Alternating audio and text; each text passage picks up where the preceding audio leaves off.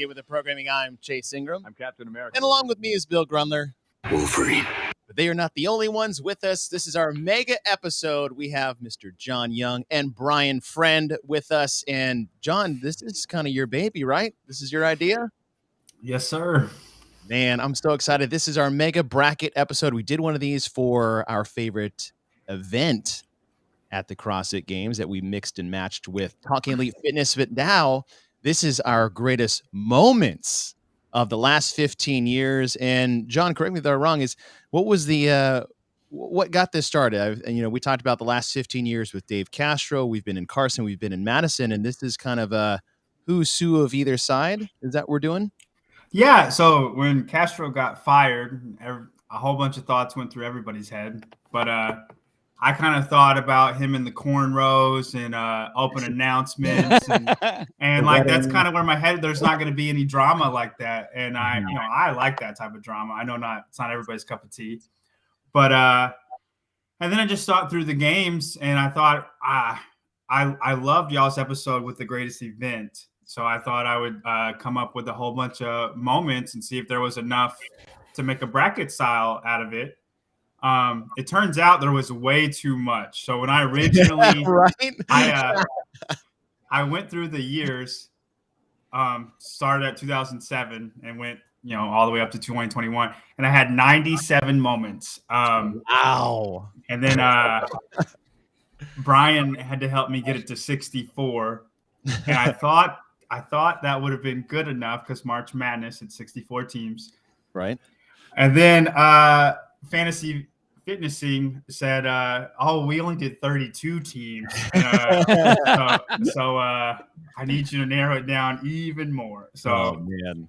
It's not that's not an easy thing to do. I mean, when we just went with events, it wasn't even moments. And what was that, 168 or something like that? And it's like, oh yeah, I could totally cut it down, no problem. And then you get down to the dicey part and you're like, whoa, I can't cut that one though. How am I supposed to do? It's hard. It's really hard.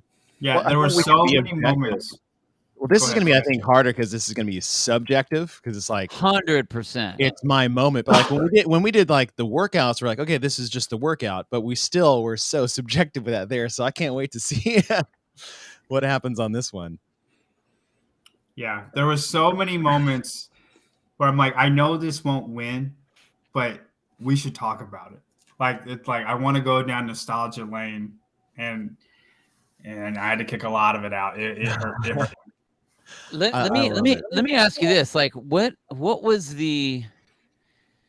I mean, the moments that you're picking, obviously that there's gonna be like, okay, yeah, everyone remembers that time, but there's gonna be some things that are real specific to you. What was your qualification for what was gonna make a moment or not? Like, I mean, sure. We've talked to Brian. Brian has his own personal moments because of first time at the games and sitting up at the front and watching this and chasing his. Like, how did you pick it? Yeah. So I'm coming from a different viewpoint, I guess, because I've never been to the games as a fan or as an athlete. Oh, really? And I'm way less plugged in than all of you guys are. So you guys are going to come with viewpoints that I don't have. I'm purely, from the documentary that influenced a lot as far as documentaries. But I tried to go back and see everything that I could from 2007. I'll just take that as an example. And anything that stuck out to me, I wrote down. Okay. And then I really wanted to have moments from every single year, and that way we could clash it. That way 2008 versus 2020. You know what I mean? I really wanted scenarios like that. And yeah, I wrote down anything that stuck out to me, and that way I wouldn't be biased. So if it stuck out, but I didn't really care for it, it's still in there. You know what I mean? I love it. And then let me ask one thing before we get going, because we have it Carson versus Madison. Yes. But wouldn't it be Aromas versus Carson versus Madison? I mean, Bill, come on. I'm just saying. That's too much work. All right, just throwing it out there. Oh, that's funny. Well, hey, I'm excited to get started. I love that you guys are here. John, it's nice to finally officially meet you, even though it's virtual. Brian, it's damn good to see you, buddy. I can't wait to hear your perspective on this. And that's the fun part is like we all have different, like Bill's moments most of these are tied into him like directly broadcasting, where mine are just watching from the broadcast booth because I didn't really do individuals. And, Brian's was in the stands, and then it went into like the stat booth, and then, in the booth alongside us. And like, so I'm excited to see all of our perspectives here. But if you guys go to fantasyfitnessing.com, they created this bracket. And John, we have a Carson bracket and we have a Madison bracket, and you have a lot of cool moments in here that I can't wait to expand on. Hopefully not too long, because you have me and Bill on here to begin with, so we'll always talk too long. But I'm pumped. So if you guys are watching on YouTube, hop into the comments, because we may need you guys for some tiebreakers here as we go through. So, I think my bracket is still active, so I think I can just I'll use this as the track keeper, so I don't have to do it by hand. Don't have to do it by hand. Let me see if I can. I don't want to give anything away. And there was very small things originally in it. Like I had Khalipa's softball throw in it, and like you can't find that anywhere. Yes, but that's a moment that we all talk about. That's a moment. All the time. That's a moment. And it was originally in it, and then I had to cut it. But stuff like that. And then me and Brian had different definitions of what a moment is, because I think somebody winning an event. Oh, I did it. Oh, that's awesome. Look at me go. Look at you, techie guy. Don't look at my picks, because I have to change these, obviously. Nobody look at my picks. Avert your eyes. Close your eyes. Those aren't your picks. You just randomly clicked a bunch of buttons. This is random. This is like a random thing. This is I don't know what this is at all. But John, you're right though. That's like trying to determine that's what I meant. Like what's going to qualify as a moment? Someone winning, someone losing, an epic fail, an epic win. We're about to find out. A cool event, an ice cream sandwich. Let's let's get this started. So we have the bracket up. You guys can see on YouTube. We have it on the side. Chase, load up the perfect bracket. Yes. Oh, can I load up the perfect bracket? Oh, thank you so much, David, for watching. Oh, I can already tell we're going to disagree, Chase. Don't look at me.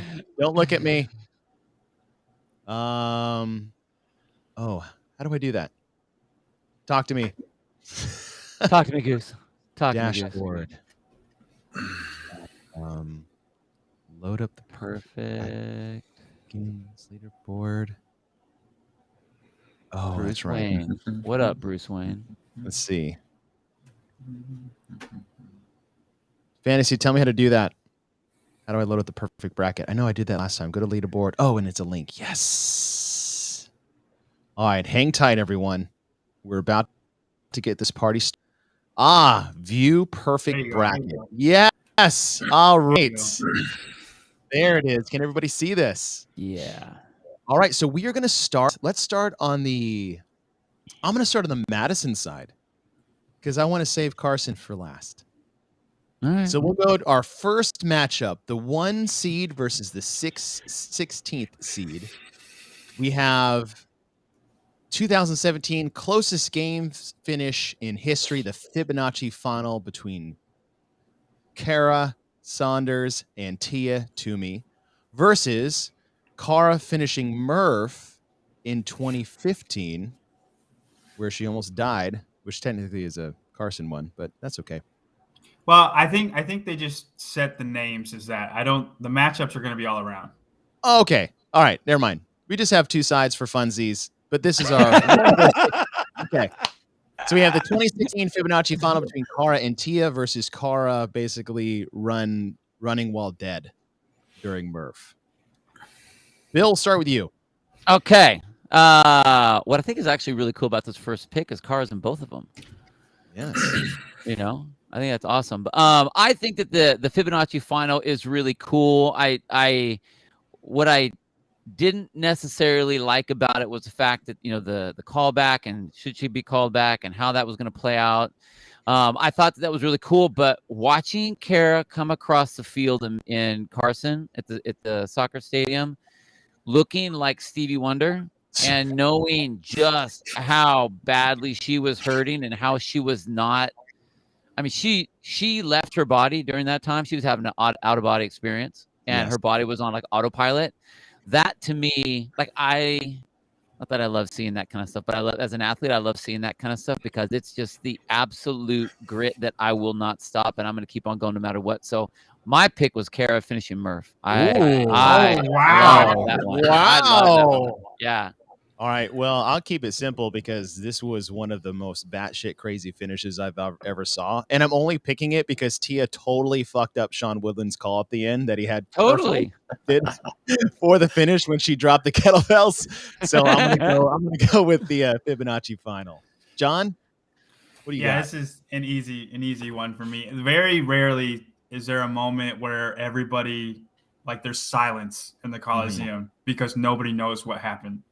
Oh, and that happened in 2017. So it's a easy one for me. All right, Brian.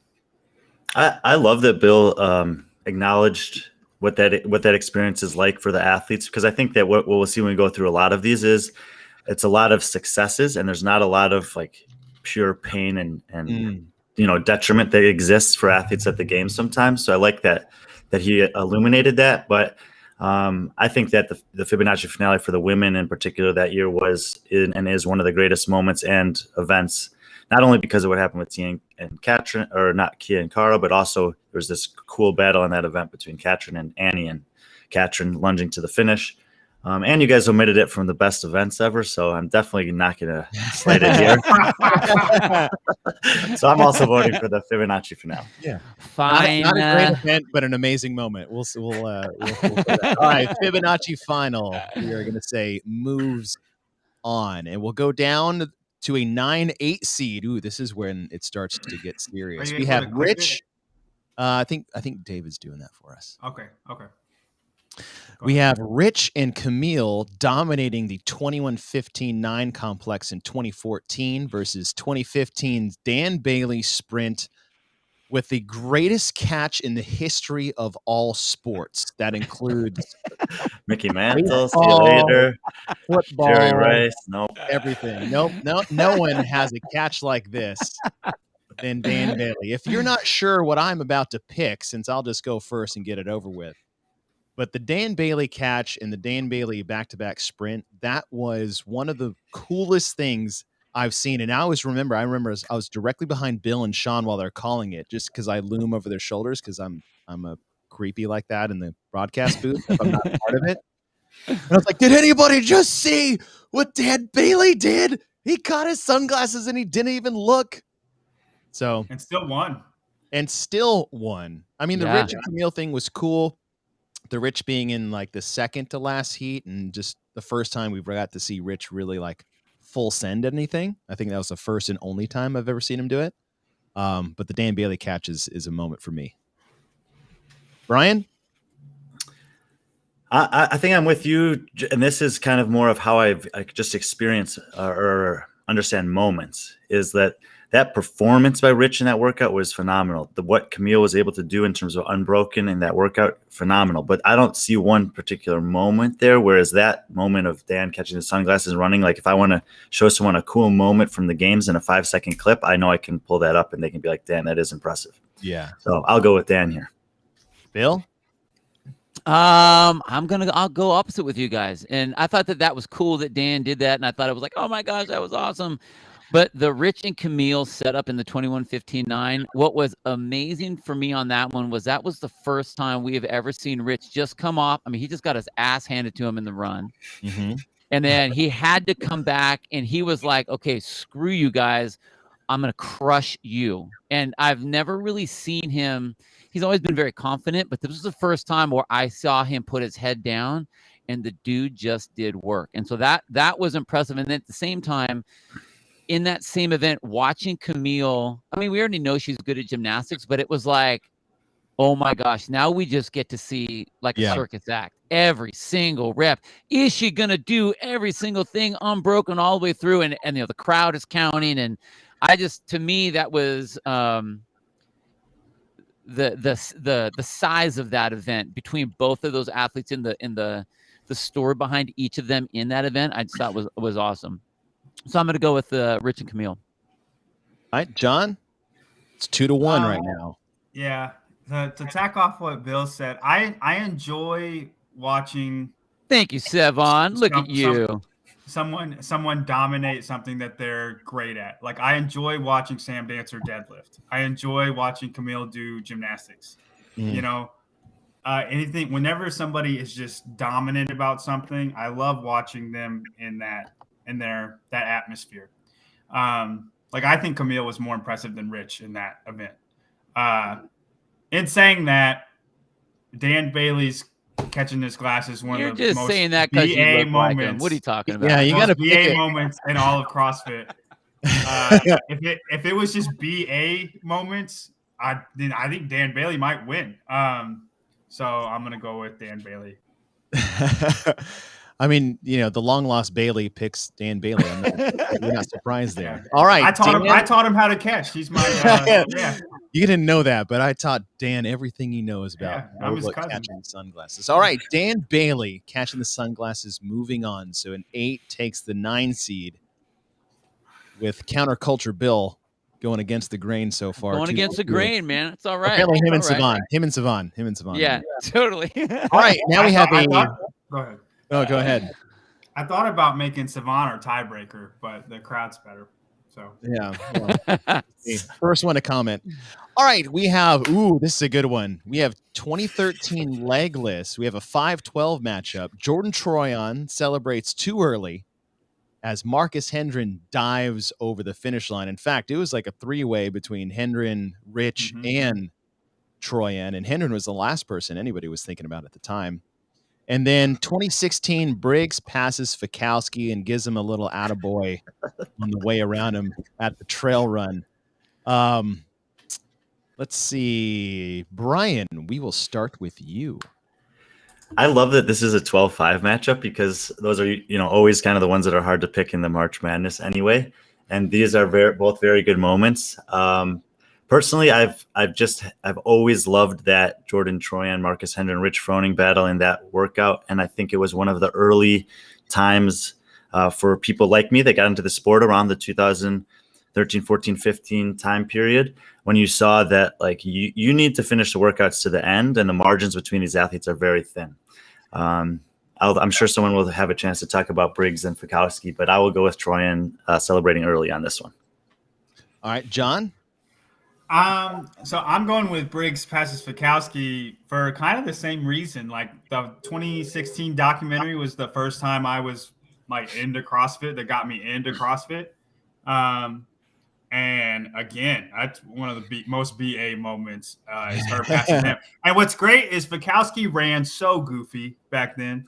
Oh my gosh, 1,000. Yeah, and Briggs isn't a very efficient runner herself. She's just a monster. So. Yeah, watching how that ended up, I'm picking Briggs passes Fikowski. That Briggs is a monster, but yeah, you're right. She would run like she was wearing like shoes that were like 2 sizes too big, or weighted shoes. Like totally true. Yet she could still beat me in any race, and I'm actually good at running. Let's see. I'm gonna go. I remember this vividly. 2013. This is when I wish we had. Documentaries, prior to 2014. Now we had some of Savon's behind the scenes stuff. There's a lot of those actually. If you scale YouTube, Savon, tell us where to find all your old stuff. He got the best behind the scenes shit. Amazon Prime has a lot of it. Does it really? Yeah, I know it's kind of a weird place, but yeah, Amazon weird. Prime has all the way back to 2012, I think. But this was one of those 2013 legless, we're in the tennis stadium at Carson. They're coming towards the broadcast booth. So we had a broadcast booth, and then we had a booth basically that was like where we could sit and hang out, and we had windows that opened the whole way. So we're just watching this thing happen towards us while Bill and Sean are stuck in the other room. And all we were doing is we were watching Jordan and Rich the whole time. And Rich and Jordan, that's all anybody was talking about. Rich and Jordan. And all of a sudden, out of nowhere, Hendren comes and gets the win. We're like, whoops. Think about that. So, and that was one of the first real like Friday night lights where you're like, okay, something's different. Like something different is happening here. So I'm going to go with Troyan's legless loss, I guess, for that. Is this 2-1 coming down to Bill? Coming down to me. I always have such a weird version when I'm looking at a lot of these things because I I mean, I was, trying to compete with these guys way back in those days, and always trying to be the athlete and thinking about the athlete. And I'm coaching people, and I always have like this coach's hat and an athlete's hat all the time. And being that I've competed a long time, I've seen and done the whole like early celebration thing that always you end up getting screwed in the end. So whenever I see that, I'm always just kind of like, tisk, tisk, tisk, So like to me, I'm like, you know what? No, you just didn't compete that one right. When I look at the Briggs and Fikowski run, what I loved about that was that here are two beasts going at it. And yes, they both run really funny, but they both are very Brent was always so meticulous about how he did what he did. And Samantha was always so like, I don't care what it is. I'm just going to make it hurt. And I love the fact that, I mean, and we always talk about, the CrossFit is one of those things where you can actually have men and women battle against each other in the same element, in the same events, and doing the same thing. And, I loved watching her go by, and just his face was like oh shit. And there she went. I just thought that was huge. Because she had her constant smile on her face, like she's just blown right by him, and it was unreal. So I'm gonna go the Briggs, pass the Okay. Oh yeah, tiebreaker. Now we have a tie. Okay, so here's what we're gonna do. We'll say the first to 3. So those of you guys watching right now, send us your votes. Is it Jordan Troyan legless or Sam Briggs spanking that ass of Fikowski? Spanking that ass in 2016. First 3 votes. Come on, people. Not smart enough for I will say, if you go watch the Jordan Troyan in 2013, when he raises his hands up, it looks like he's running in slow motion. Totally. Oh yeah. Oh wow. Man, Briggs. Oh wow! I won. Yeah, Briggs. Oh, there we go, people. That's what I'm talking about. Bill is on board. What are we talking about? Damn. You have 1 vote for all those people they weren't around back then. Yeah, there were 2 votes. Hey, there were 2 votes for Troyan. It was me and Brian, apparently. I almost want to switch my vote because of how monstrous this Good job, people. Is. Look at those. Wow. Look at those. Way to go, public. Right. So Briggs is moving on. Right. Yeah, I'll need to figure out how to make a poll on these. Although you guys that's are an so upset. fast. There. Oh, that is. That's a. What do we have here? Like a 12-5 upset. Classic. All right, moving down. We have a 13-4 matchup. Ooh. Tia power cleans all the way to 235. I believe this was the bar muscle up clean ladder. Mm-hmm. She just power cleaned everything and ran in between, and we're like, oh shit, she is different this year.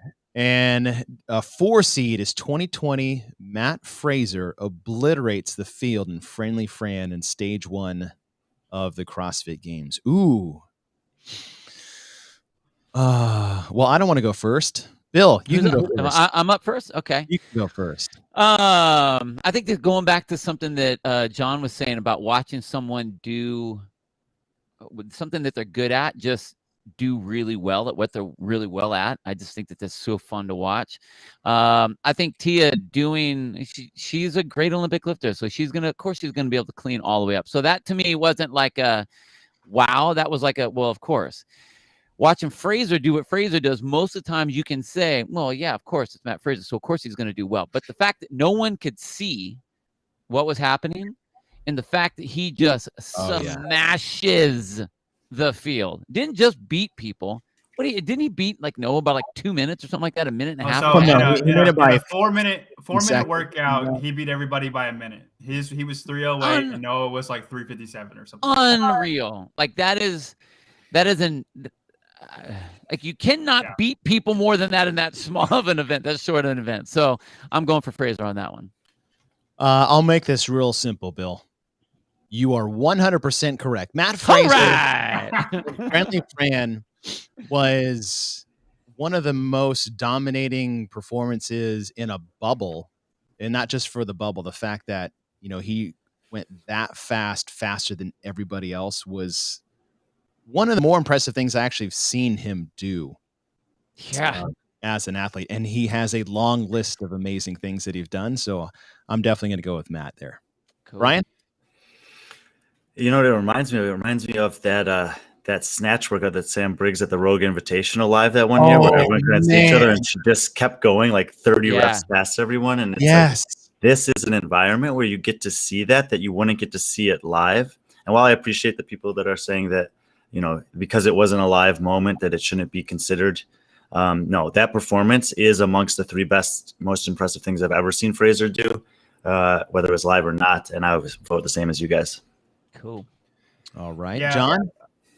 Like what Chase said with Rich in 21-15-9, it was kind of the first time we saw Rich like go all out because he was usually just better than everybody. I know we see that from Fraser, but he kind of gets in front and then dials it back because he's in front. Mm-hmm. Like this was the first time. At least it wasn't the first time, but Fraser went as hard as he could, and it just showed the gap, how big the gap was. Yeah, the first time he did it was 2015, and that did not work out well for him. Right, he's a different person. Different person. Pedal to the metal. He took literally. Yeah, it's not close for me. Fraser. All right, so is this our first sweep? Our first sweep, Matt sweep. I think so. All right, 413. Okay, moving down to a 314. We have 2014 push-pull with Josh Bridges and Rich Froning. And I'm not even going to read the second one. I already see Brian's face. Like, it just, like, I'm not even going to read the second one. Rich's rope climb redemption. Who gives a shit? It's push-pull. I don't even need your 3 votes. I'm just kidding. If you guys don't know what my bracket looks like, this is a little bit of foreshadowing. All right, Bill. Push pull. I'm gonna go the push pull. Like the redemption. It's like, yeah, okay, whatever. But that's nothing compared to that battle between Josh and that workout too, and Rich. Yeah, it's a 14th seed. No, it's a moment. But it just went into a slaughterhouse known as push pull. I'm sorry. You know what? Like you could have had Jason softball throw in there, and that would have been that would have picked that one over the richest rope climb redemption. Just saying. Brian, what about you? I'm going Josh Bridges. Push pull. It's one of the most iconic moments in the history of the sport, and just how iconic we'll get to a few rounds from now. Oh man, this Final Four is gonna get legit. John. Yeah, I think I see it the same as Brian does over you guys. I think you're going to be surprised the further we get down the line, but I push pull for this round. All right. Now we have a 11-6 matchup. 2017, Cara and Tia go back and forth. You can throw me in there because apparently our producer threw my time in the mix during this. During heavy 17.5. So heavy 17.5 between Tia and Cara. And then we have a 2020. Matt flips off Dave at the trail run turnaround. A 6 versus 11 seed. John, you go first. Okay. So the Katrin and Tia one was kind of fun because Cara would trip on her double unders and Tia would catch up. And then Cara would thrust her faster. And then she'd trip and Tia would catch up. And it just went back and forth like 3 rounds, and they were head and heels over everybody else. So it was just kind of a fun thing to watch. That wasn't a great year for you, was it, Chase? Because you got that Cody Anderson call was so wrong, and oh man, your time got thrown into that. Hey, for the record, I beat them. All right, so yeah, I ain't pro on the Cody Anderson call, but I beat Tia and Cara in that workout. And they had, anyways. No, not my best year. But never mind. Fraser flipping off Dave Castro. I think we will see that forever, and through the history of our sport as one of the funniest moments. It's one of my favorite moments, even just as small as it is. So I'm going with that one. All right. I'll go next. I'm going to go with Tia and Cara for a multitude of reasons. One, the back and forth, just as you said, John, like, Cara would lose it on the double unders, but gain it on thrusters and back and forth. my time getting thrown on a worldwide broadcast unsolicited to me from the broadcasters is like Chase's time. I'm like, why are you putting my time on something that has nothing to do with my score? So that was part of it. The other part was learning later that after the games was the weights were wrong.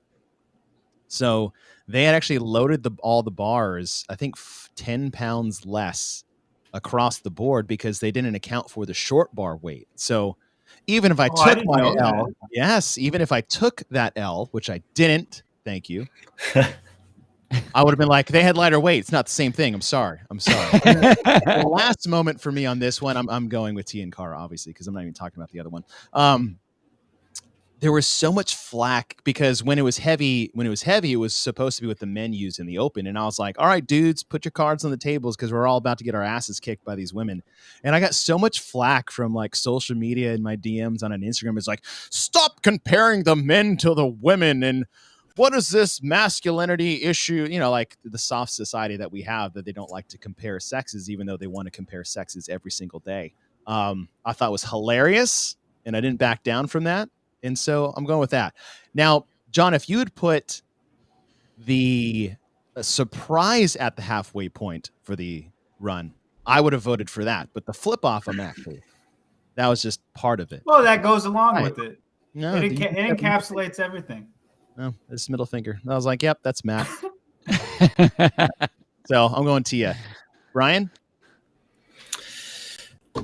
I think that the Fraser flipping off Dave is a powerful moment because I feel that a majority of athletes who've competed at the games over the years would have liked to have done that at some point, but no one ever had the balls to do it until Matt did. And the moment to do it was perfect. I'm going to vote for that. That was funny as hell. Bill? I love the race with Cara and Tia. I love the fact that they upped it from the open, and so every single person that does CrossFit knew exactly what was happening, knew exactly what it felt like, and now was being wowed at the fact that these women were going heavier, or perceived heavier anyway. It was a little bit heavier than what they had originally. The Fraser flipping off Dave thing, to me, I just see that, like, honestly, I mean, I don't see that as a big moment. That's just more of kind of a, whatever, fuck off. Okay. It's too insignificant for me, even though it's ranked the number 6. So I'm going with the Cara and Tia. So is this a tie? We got a tie. I think so. Ooh, Yeah. we have a tie. We got a tie. We have Matt Fraser flipping off Dave Castro versus Tia and Cara in heavy 17.5. In the comments, break the tie for us. The first 3 picks will battle who. As fast as they commented, I think we should go first 5. First 5? Okay, first 5. Sorry, Alex. Sorry. My bad. Fudge, I meant. Fudge. Oh, sorry, Alex. Fudge. Kids are in the car. Hi, kids. Listen to your parents. Eat your vegetables. Not Whoa. close. Fraser. Whoa. Fraser. That's 3. Cara. Oh, Tia, it is close. 2. The flip off 4. 4 and 4. Oh no, wins. and Next one wins. oh! Yeah. Suck it, Matt Fraser. Suck it. Teaser. I mean that in like the Ricky Garrard C-word sense. I'm not talking to you directly. I'm just talking to them. He's a friend. He's a friend. Yeah. As a friend. He's a friend. Oh As a my friend. gosh. As a friend, suck it. All right. We have a 710 seed, 2016. Matt Fraser dominates the field on a trail run. And 2019, the 10 seed, Matt Fraser going touch and go on the standard. Ooh. You know what? Now, I did not make the bracket. I would not have put those 2 together. Well, they are together. So here we go. Here we I are. know. Here we are. Let's see. John, why don't you go first? Both of these are like one of my favorite moments. So this one's really hard for me. I'm gonna say touch and go on the standard just because he had to win that one, and he did, and it was like nobody was stopping him. It didn't matter who was doing the workout; he was gonna win that workout, and I get it. He only did touch and go for like 12 of the reps, but the way the crowd started roaring when he did that, like if you go back and watch, he took his time getting off of the muscle ups. He let Noah do snatches in front of him. He just, you know what I mean? He took his time to chalk up, and then he knew as soon as he was getting on that bar, his heart was going to stop. Like he was going to go until his heart stopped. And I think that moment is bigger than the trail. The trail run is significant though, because that's the start of the monster that is Matt Fraser. You know, that is the beginning. We did not know what Fraser was going to be after 2015. And 2016 was like, this is the start of the fittest person ever. And so that's why that's significant in my eyes. But I'm going to go with the standard. Let's see. I remember the standard. This is one of the times I was not in the Coliseum for that. We were broadcasting outside of it at the Rogue tent. I'm going to go with trail run just because of what you said, John. That was the time, 2016. We're like, all right, trail run. Matt's this lifter. He's kind of fit. And then it's like, wait, we're getting word that Matt, like we're getting these time checks. Fraser's leading. Fraser's winning. No one's close. Ahead of Bridges. Yes, right. Everyone is thinking Bridges or some other, distance endurance dude would take it. And Matt Fraser goes out and just spanks the field on a trail run at the ranch. That for me, I was like, whoa, what's happening? So, and especially after him coming off 2015, right? So that disappointing season there, how is he going to respond? Well, I'll just crush the trail run. So I'll go trail run. Brian? And don't forget, it was his only event win that year. He had 7 second-place finishes, but that was the only event he won. That was his only win? That's crazy. In 2016, and he said there's a good comment interview with him towards the end of the documentary about that, where he's like, yeah, I won, but I only actually won one event. I had a lot of seconds this year, and that didn't really sit well with me. Yeah, it's like, okay, whatever. But in his defense, he had like 4 heat wins. There was a lot of specialist wins that year. Like he won his heat like 4 times, but somebody in the previous heat had a faster time. Fikowski had 4 times as many event wins as him that year. Okay, Brian. Well, I'm just anyway. I would. I'm not arguing anything. I'm just pointing it out. But the thing that I remember about the trail run is that whoever was like, no one was there in Carson. Like There was a very skeleton crew there covering those events because it was so secret and they didn't need to bring everyone out there for one day. And the coverage was okay. Everyone was trying to follow online.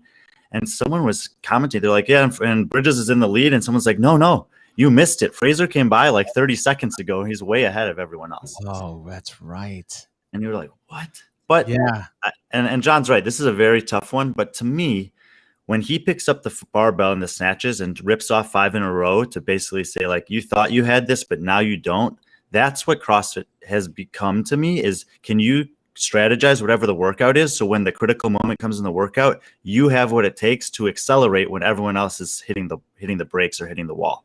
So I'm voting for touch and go in the standard. All right, 2-1, Bill. And hold on, I want to add on Brian's point. He strategized wrong. He went 10 and 10 on the first 2 muscle up sets and like almost blew up in the muscle ups. If you go back and watch, he does not do that workout very smart.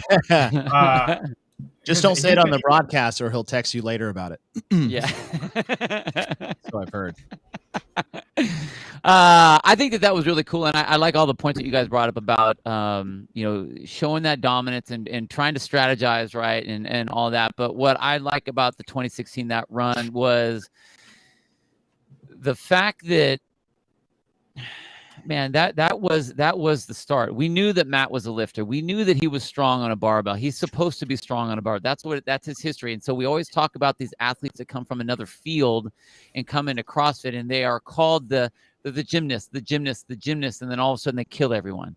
Now, then we have a lifter who now the lifter is beating everybody in an endurance running event, and not a short one, not a track and field one. This thing is a up and down trail run where you need to have not just running technique, but you need to have gas and strength and explosiveness. And he shouldn't have beat people the way he beat people in that run at all. That was the first time where everyone really sat back, and we already knew he was good, But now we sat back and we're like, oh, damn. Like that. This is a whole nother guy. This is a whole nother guy that's on the floor this year. So I'm going to go with the trail run. Uh-oh. Tie break. All right. First 5 votes. Fraser trail run or Fraser touch and go in the 2019 final. Post in the comments for you guys watching on YouTube. And the first 5 votes, trail run, 1-0. Let's see. Okay, Bruce. 0. Fraser. Good one. Good call. Thanks. Oh, wow. Oh, wow. 2-1. Boom, boom, boom. Touch and go. 3-2. 3-3. 3-4. Oh, no. The standard. Touch and go. The Touch and go. standard. A 10 seed takes a 7 seed. Son of a I got to bitch. say, I'm loving these tie-break comment races. This is great. Thanks for being so interactive on YouTube, y'all. This is super fun. If you guys are listening to this after the fact, you're missing out. Next time, join the party. All right. Closing out round 1 on the Madison side, even though it's not Madison events, it's the Madison side, like East and West. We have 15 seed. Fraser and Sarah. Fraser. I put That both was of their names awesome. together. Matt Fraser. You know, an accenter is like, oh, I'm supposed to talk for a living. Fraser and Sarah fail in the last event. I'm assuming this is pedal to the metal. Yeah. Handstand push-ups primarily is what I'm talking about. Deficit. Full handstand push-ups for Fraser and Sarah, and then Kalipa's walk-off win in the 2008 finale that one person got on their video from like a cell phone in the corner. Wasn't this his dad? It was his dad. Phone? Thank goodness parents were there. Woo. Yeah. So Kalipa's finale to get his 2008 championship win versus Fraser and Sarah and pedal to the metal. For myself, even though the lore behind this, I think, is what makes this moment even more iconic. And I'm going to go with Kalipa's 2008 walk-off because of, you know, if you watch Every Second Counts, it has this whole documentary following these athletes throughout the weekend to see who's going to win the CrossFit Games. And it follows what? It follows Matt Mursky. He was originally a moment. Matt Mursky getting exposed was in the 97 moments. Yes. The original 97. No, one of the 90. I mean, that's a good one. Yeah. OPT. And who else did it follow? Spieler. Had Josh Everett. Josh Everett. Lowry. John Dutch Welborn. Lowry. Yeah. Dut. So they followed all the wrong guys. I'm just kidding. They followed a great group of people, and then it came Wellborn, John Wellborn. John Wellborn.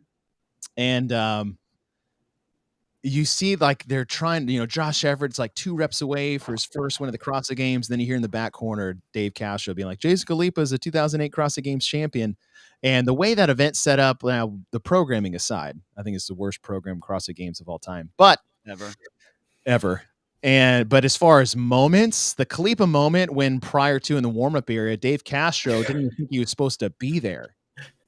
Yeah, what are you doing here? What are you doing? I like to think he had to read off a note card to say Jason Kalipa is the CrossFit Games champion because he didn't know his name. Like, I'd like to think that. But and Kalipa out of nowhere, just the way it all set up, like Kalipa winning the 2008 CrossFit Games is so great because there's so little known about what actually took place during that. Because, like I said, the only video we have is from his dad's cell phone in the back corner while Austin Being jumps on him at the end.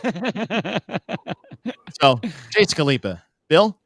Jason Kalipa, I'm going with that one for sure. 100%. Without a doubt. I just think that is one, because I was around during that time. So like I remember the video. I remember watching it afterwards. I wanted to go to that games because at that time you could just kind of walk and show up, but I was held on a fire, so I couldn't go. And watching him out of nowhere get that, I just think was awesome. So I'm going to go with Kalipa for sure. Brian? The one thing I will say about the Fraser Sarah fails is the shot of her sitting on the echo bike at the end of that workout is a very powerful shot. Yeah. And especially knowing everything that's happened in her career since then. She's had this tremendous success in the off season, but has had these consistently let down performances or injuries at the games. That I think that is a very powerful moment, but I have to go with Khalipa on this one. John? Yeah, what's unique about the Khalipa one is that we'll never get something like that again, because it was only possible because of how the games was set up for him to win like that. Like, it'll never happen again, because we won't ever do that again. And like y'all said with the programming, every workout was about the same time, kind of like this open. But that's another podcast. Another show, which we'll get to. But I mean, his walk-off win is one of the best moments. I think it's just so unique, and nobody knew who he was, which is fun. So I'm gonna go Khalipa. All right, Khalipa moves on as we move over to the Carson side of the bracket. We have a 116 matchup. Rich Froning, the fittest man in history, wins every event in his final year as an individual on Sunday, versus 2007 Hopper. The Hopper event is introduced as the very first event of the CrossFit Games ever. I think this is an underrated 116 seed, in my opinion. This is a brutal matchup. Yeah, this is a Bill, why don't you lead us off? I'll start it. And I'm a purist for CrossFit. I'm a purist for what we do and where we've come. And there would be no CrossFit Games without the Hopper. I don't care all of the other ones. The Hopper has to win this first shot here. So that number 16 is taking down number 1. Has to happen. Wow. Has to happen. Brian, you.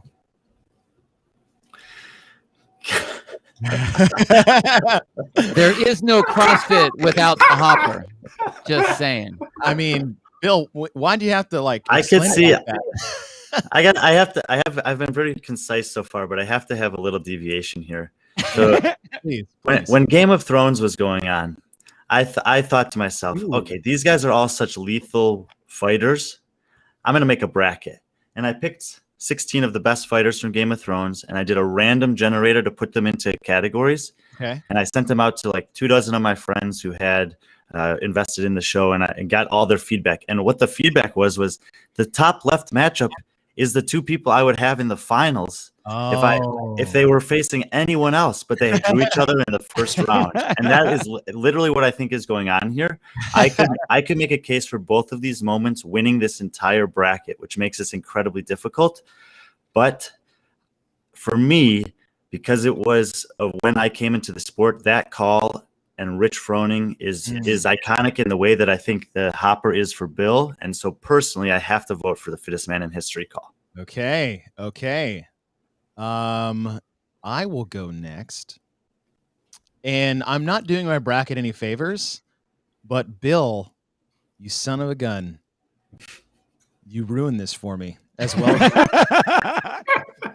my bracket, because you're right. There is no iconic moment that defines the last 15 years of the CrossFit Games than pulling a workout out of the Hopper, because it ties in so beautifully to the level 1s that were preached to the community that birthed the sport of CrossFit, that we can just roll a bunch of balls out with names and weights and workouts and movements, and the fittest person will survive. I am going to have to go with the Hopper, even though on my bracket, I picked Rich because I selected it too sold. Right, sold. 2-1, John. 2-1. Guys, Alex, the Hopper is still there. It's still at Dave's range. It's not gone. Yeah, I agree with Alex though. If they would have brought it back out at any point in the year, I think it would have more sauce for me. But they've never brought it back, so I'm gonna. Well, that's what makes it so iconic, and that's the argument that I would make if I was going to pick it. Never again. But yeah, Sean Woodland's call is iconic though. And at the time, he was the fittest man in history. And the way he was like 7th coming into Sunday, and won every event. I don't know if he had to, but he did win every event. So I'm gonna go with Rich. Uh-oh. Tie break. We're gonna see how OG our fan base is at the moment. Well, and this is the biggest. To me, this is the biggest tiebreak yet because I could see the winner of this one going for a long way. Those of you guys watching, first 5 votes: Hopper or Rich. Hopper or Rich. Froning 1-0. Rich 2-0. Oh no. Hopper. Oh no. Oh, 2-1. It's 4-1. Rich 3-1. 4-1. Oh, 4-2. Bruce, fuck. God, you son of a gun. All right, 5-0. 5-0. 5-2. Okay, Froning advances on. Ooh, and that was one of those last second buzzer beaters in the first round, 16 seed upset. But yeah, it hurts me because I agree with what Bill said. Yeah, Rich moves on. All right, 2010. Rich can't climb the rope. So Rich, who's in the lead at the final event, fails to climb a rope and loses the 2010 games versus 2021. Medeiros outcleans Fikowski and Vellner on the bar. Ooh. I'm going to start. The Rich moment, I was in the stands watching that happen, and at the time I didn't really know who Rich was. All I saw was like his like shirtless, godlike physique and his headband, and I was like, who's this douchebag? And at the time I'm cheering for more OGs to kind of run him down. I'm like, get him, Spieler. And I was actively cheering against Rich that year because I didn't know who he was. So when he couldn't climb a rope, I was like, it's happening.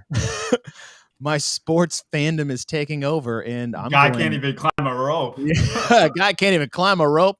I should be in there. I shouldn't have gotten cut in the first 3 events of the weekend. And I'm going with Rich not being able to climb a rope. It's it's one of many rope climbs throughout history that created a monster on the men's side. That's all I'll say. And you know what? Rope failure has been involved with 3 of the greatest athletes to ever grace the sport in Matt Fraser, Rich Froning, and Katrin Davidstock. Katrin, yeah. Put that in your pipe. Simmer on that a little bit. I don't know where else to go with that. I'm going with Rich. Moving on. John? I'm going to go with Medeiros. Because I feel like this is the moment Medeiros won the CrossFit Games. I really think that. If you watch the way momentum swings, Vellner and Fikowski are ahead of Medeiros that whole event. Not by a lot, but they're ahead of him by that whole event. And then Vellner fails the 315 bar. Fikowski fails the 315 bar. And then Medeiros hits it at the last second. Yep. And then he gives the hardest flex he's probably ever done afterwards and carried that moment. And that's what put him in first place. And he carried that momentum all the way to the games, all the way to the win.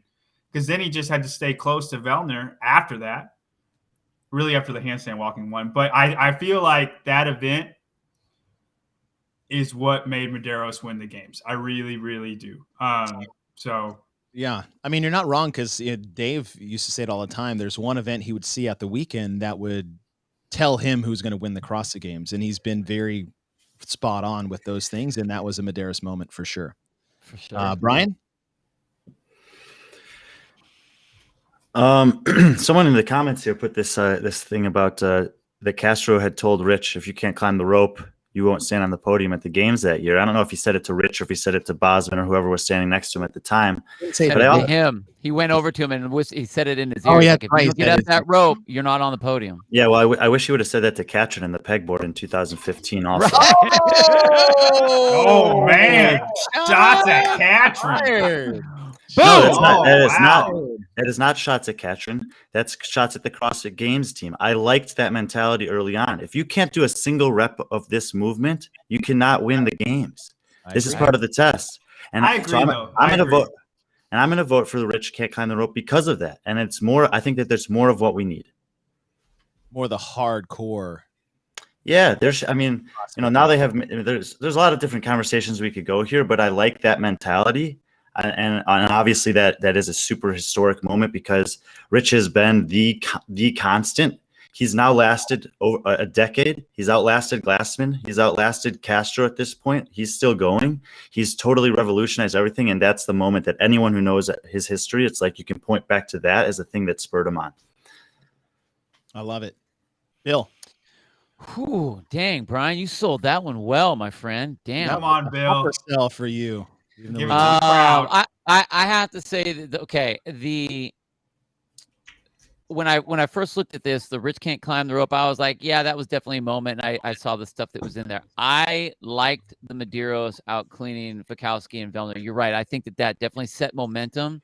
And I think that there was always a big question mark as far as, okay, who's next? Because I think everyone, like when Matt came out, it's like, I don't think Medeiros got any real credit, even though he did well at the games. As Matt was like leaving, I think that everyone was like, okay, yeah, cool. But, Vellner wasn't there. And, Fikowski was like, he wasn't getting his due. This event, you're right, stamped his foot on the ground where he's like, I'm the guy.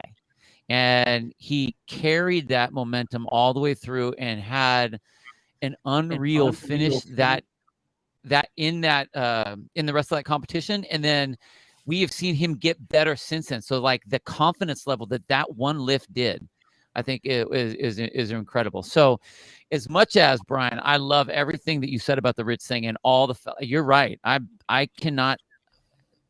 do not like nicer, softer, gentler. I'm not a part of that at all. I don't like that. I like the grit. So I like what you're saying there, but I'm going to go with the Medeiros lift just for what for him as an athlete. I'm going with Medeiros. Oh my gosh. Let's go. Like a hard left at the end. Yeah. My goodness. We have another tie, folks. 4 or not 4.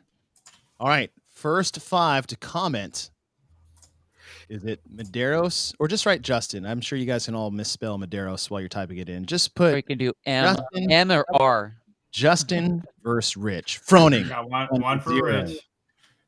Froning 1-0. Oh my gosh. Rich 2-0. Rich 3-0. Medeiros 3-1.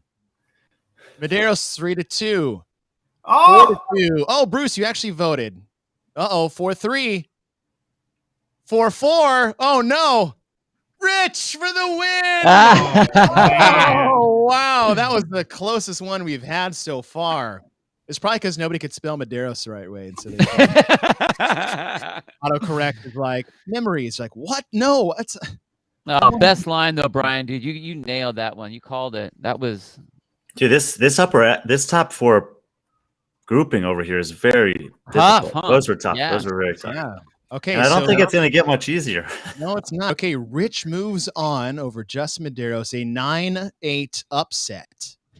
As we move down to the 2016 Bridges winning Murph, oh my God. Yeah. 2014. What did you do over here, Dave? You just like powered one side. And so we have, Josh Bridges winning Murph in 2016 or Rich walking during the triple threes in 2014. Wow. Well, so the Bridges won. Bridges missed the games in 2015 when they originally did Murph, full on, unpartitioned, straight through. And we know what happened there with all the other nonsense. But in the documentary, Bridges talks specifically about, BKG won on the men's side. And Josh was very upset that an American didn't win Murph for the men. So when he had his opportunity to get Murph back for 2016, he made sure that America took home the win. And then you see that slow motion celebration that they did. Like if we're talking like moments on a docu-series or a documentary, that slow-mo Josh Bridges celebration was absolutely epic when it comes to that. But when you look at 2014 and Rich walking, that was probably the most shocking moment for me that I can remember at the CrossFit Games is Rich, at the time, the greatest CrossFitter of all time, seemingly untouchable when it came to the CrossFit Games, stops and walks. Shoot. Sorry, Alex. You're still listening with your kids in the car. I got to learn these words sometimes. Man, I forgot what I voted for. I think I voted for. I'm going to go Rich walking. That for me, that this is a moment that completely like rocked my core as far as what I viewed an athlete as, and Rich walking. And Josh Bridges winning was more of like, hell yeah, bro. That's for America. But like the Rich walking for me had definitely more of an impact on as far as my reaction to it than the Bridges thing. Bill, what about you? I got to call that one with Sean, and I remember when we had the producers in our ear, like, "Hey, we got shots on Rich. Rich is walking right now. We got shots on Rich," and we were trying to figure out what was happening. Like, was he walking funny? Did he have a limp? Did he pull something? This was the first time that we saw someone that had so much prowess have some sort of weakness, and it was not just like they weren't doing very good. He was walking like the dude doesn't do that, and it's not like he was looking around just to see, let me just bring it down just a little bit, not go that far. The guy was walking. We have never seen anything like that, so that was really, really shocking. However, watching Josh Bridges do Murph, like that was the culmination of every America montage, Frank Stallone singing background music, whatever in the background. That win was unreal. And the way he called it as if he was, man, Babe Ruth. old school. Yeah, Babe Ruth, pointing out there. It's going that way. And called it. I'm surprised Bald Eagles didn't cross the finish line with like, where were the F-14s that were doing the flybys right when that was like all of that stuff? It was so unreal. The fact that here's a Navy SEAL doing this for a workout that was designed for a Navy SEAL, hero workout named for the Navy SEAL, who's calling it like it's coming back to America, and he just goes out and does it. Like that was just badass. So Bridges. Yeah. I don't know how he ran so fast with the massive size of his balls as he did that. I know, like walking with your legs out to the side like that's got to be insane. So you can run faster on 3 legs than you can with 2. All right, Brian. With that being said, tough call, but I'm going to vote for Bridges. Ooh, okay. 2-1. John. Yeah, I'm going to go Bridges too. I mean, it's just. You don't get, like the way Bill described it, you don't get better than that. A workout made for a Navy SEAL, and a Navy SEAL wins it after not being there last year. Although I agree with what you said, Chase. When Rich walked, it was kind of like he's human too. He's not different, And I think that sticks with a lot of people. I'm not going to argue because I'm pretty sure I put Bridges on my bracket. My bracket's gone to crap. I already know. I screenshotted your bracket. I've just voted against it on everyone. All right, so Bridges and Murph will advance. So a 5 takes down a 12 as we come down to a 13-4 matchup.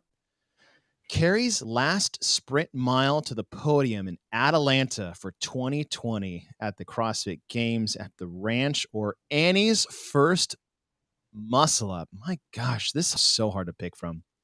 2009, Annie Thorstadter's first muscle up, which is basically on any like CrossFit Games highlight reel promo video until recently, which we'll get to at the bottom of this bracket. Right. John, why don't you go first? Carrie or Annie? I'm gonna go Carrie. I know Annie getting her first muscle up is iconic, and I've talked to a couple girls who are saying like that is what got them into CrossFit, is Annie getting her first muscle up. Like that's kind of what spurred on like a movement. But there hasn't been an American on a podium since 2014. It's been a European takeover, if you will, and Australia. But and you watch Carrie when she gets off of those pull-ups, because Catherine was catching up to her. She sprints for her life. Yeah. And she was able to hold on. I think her last mile was like 8:07 or 8:10. I'm pretty sure I timed it, and it was almost exactly what her first mile was. So yeah, I'm gonna go Carrie. Brian, what about you? I think that it's just an unlucky draw for Carrie here. Kind of, and honestly, kind of like that moment. Like, that was an incredible moment for her career, kind of a capstone to her career, but it was in a very private, isolated setting because of the nature of how the games were that year. I think that Annie in 2009, just in general, was revolutionary for women in this sport, in fitness, of understanding what a woman's body could be, look like, do, etc. So I'm going to vote for Annie here. All right, Bill. That's actually really interesting that you picked that, because I feel like because like you and John have gotten into the game a little later than me and Chase have, that a lot of these early ones wouldn't really get their due. So I'm actually excited that you picked that one. That's actually kind of cool. However, that being said,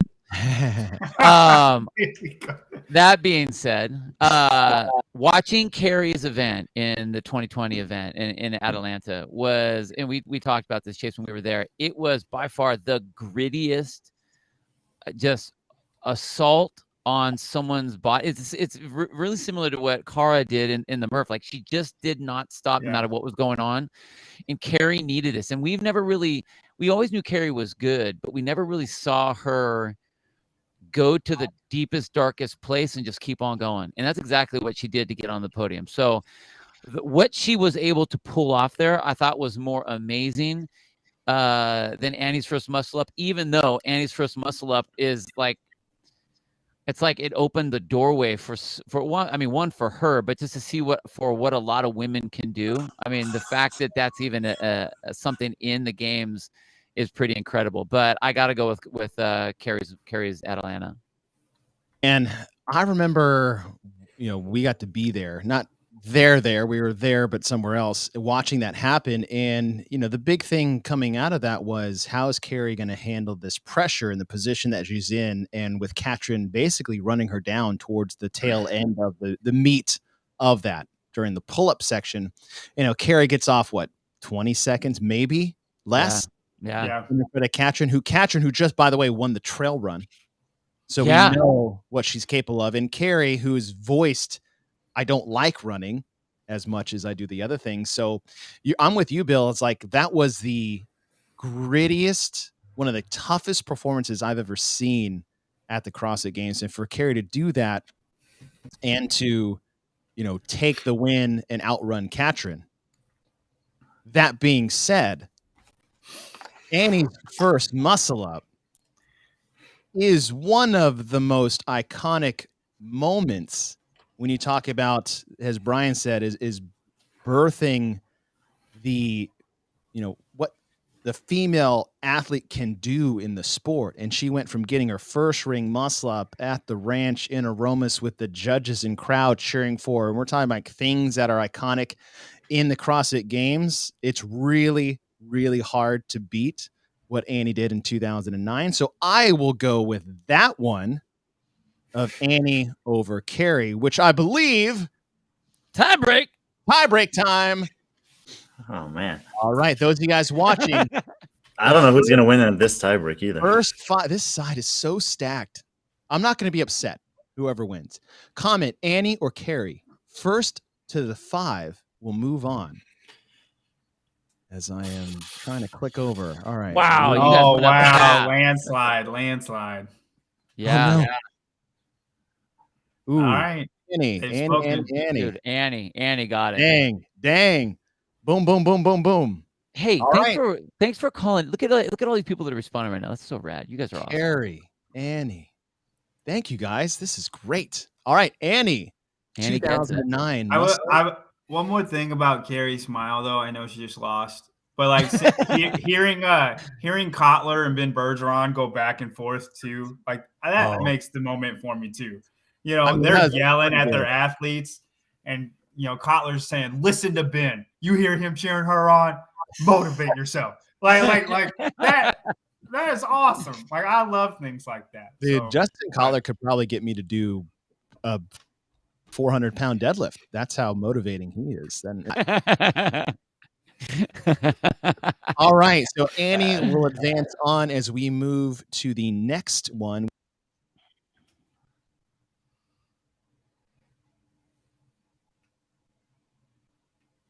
You're on mute, Chase.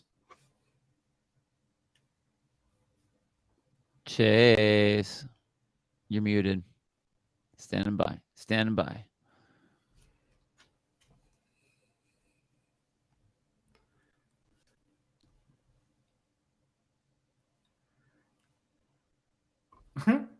Bill, you want to preview these two while he's doing? Bill, right. go ahead. I'll hop Chase, in there. you're still on Okay. mute. So we got a 3 versus a 14. We have a double race with Khalipa winning the 2K, which went right into a half marathon row.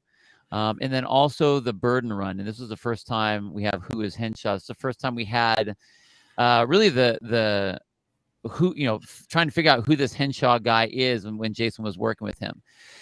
And then we also have that against Fikowski pulling the sled in the fourth event, in his fourth event win as a rookie.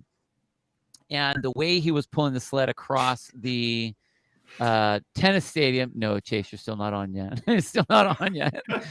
And the way he was pulling the sled across the field in the tennis stadium, and the way he was doing it compared to everyone else, which was so unique. Everyone else was doing the, tiny little hand over hand pulls in, except for Fikowski's doing these big, long, extended pulls, using his length to his advantage. So big battle between these two. And with that being said, Brian, why don't you go first?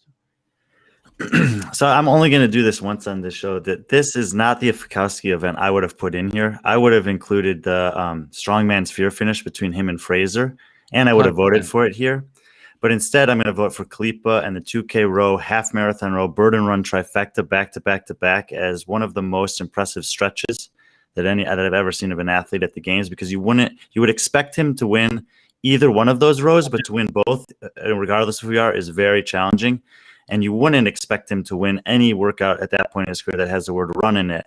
But he just looked so impressive across those three. And I think that a lot of times when it comes to Khalipa, like that 2008 is like, well, there weren't all the people around here yet. And people don't realize, like, he continued to be excellent for a lot of years after that. It's just that Rich was there, always stealing the limelight. But this was a really important moment for him, those three workouts. So I'm going to vote for Khalipa here.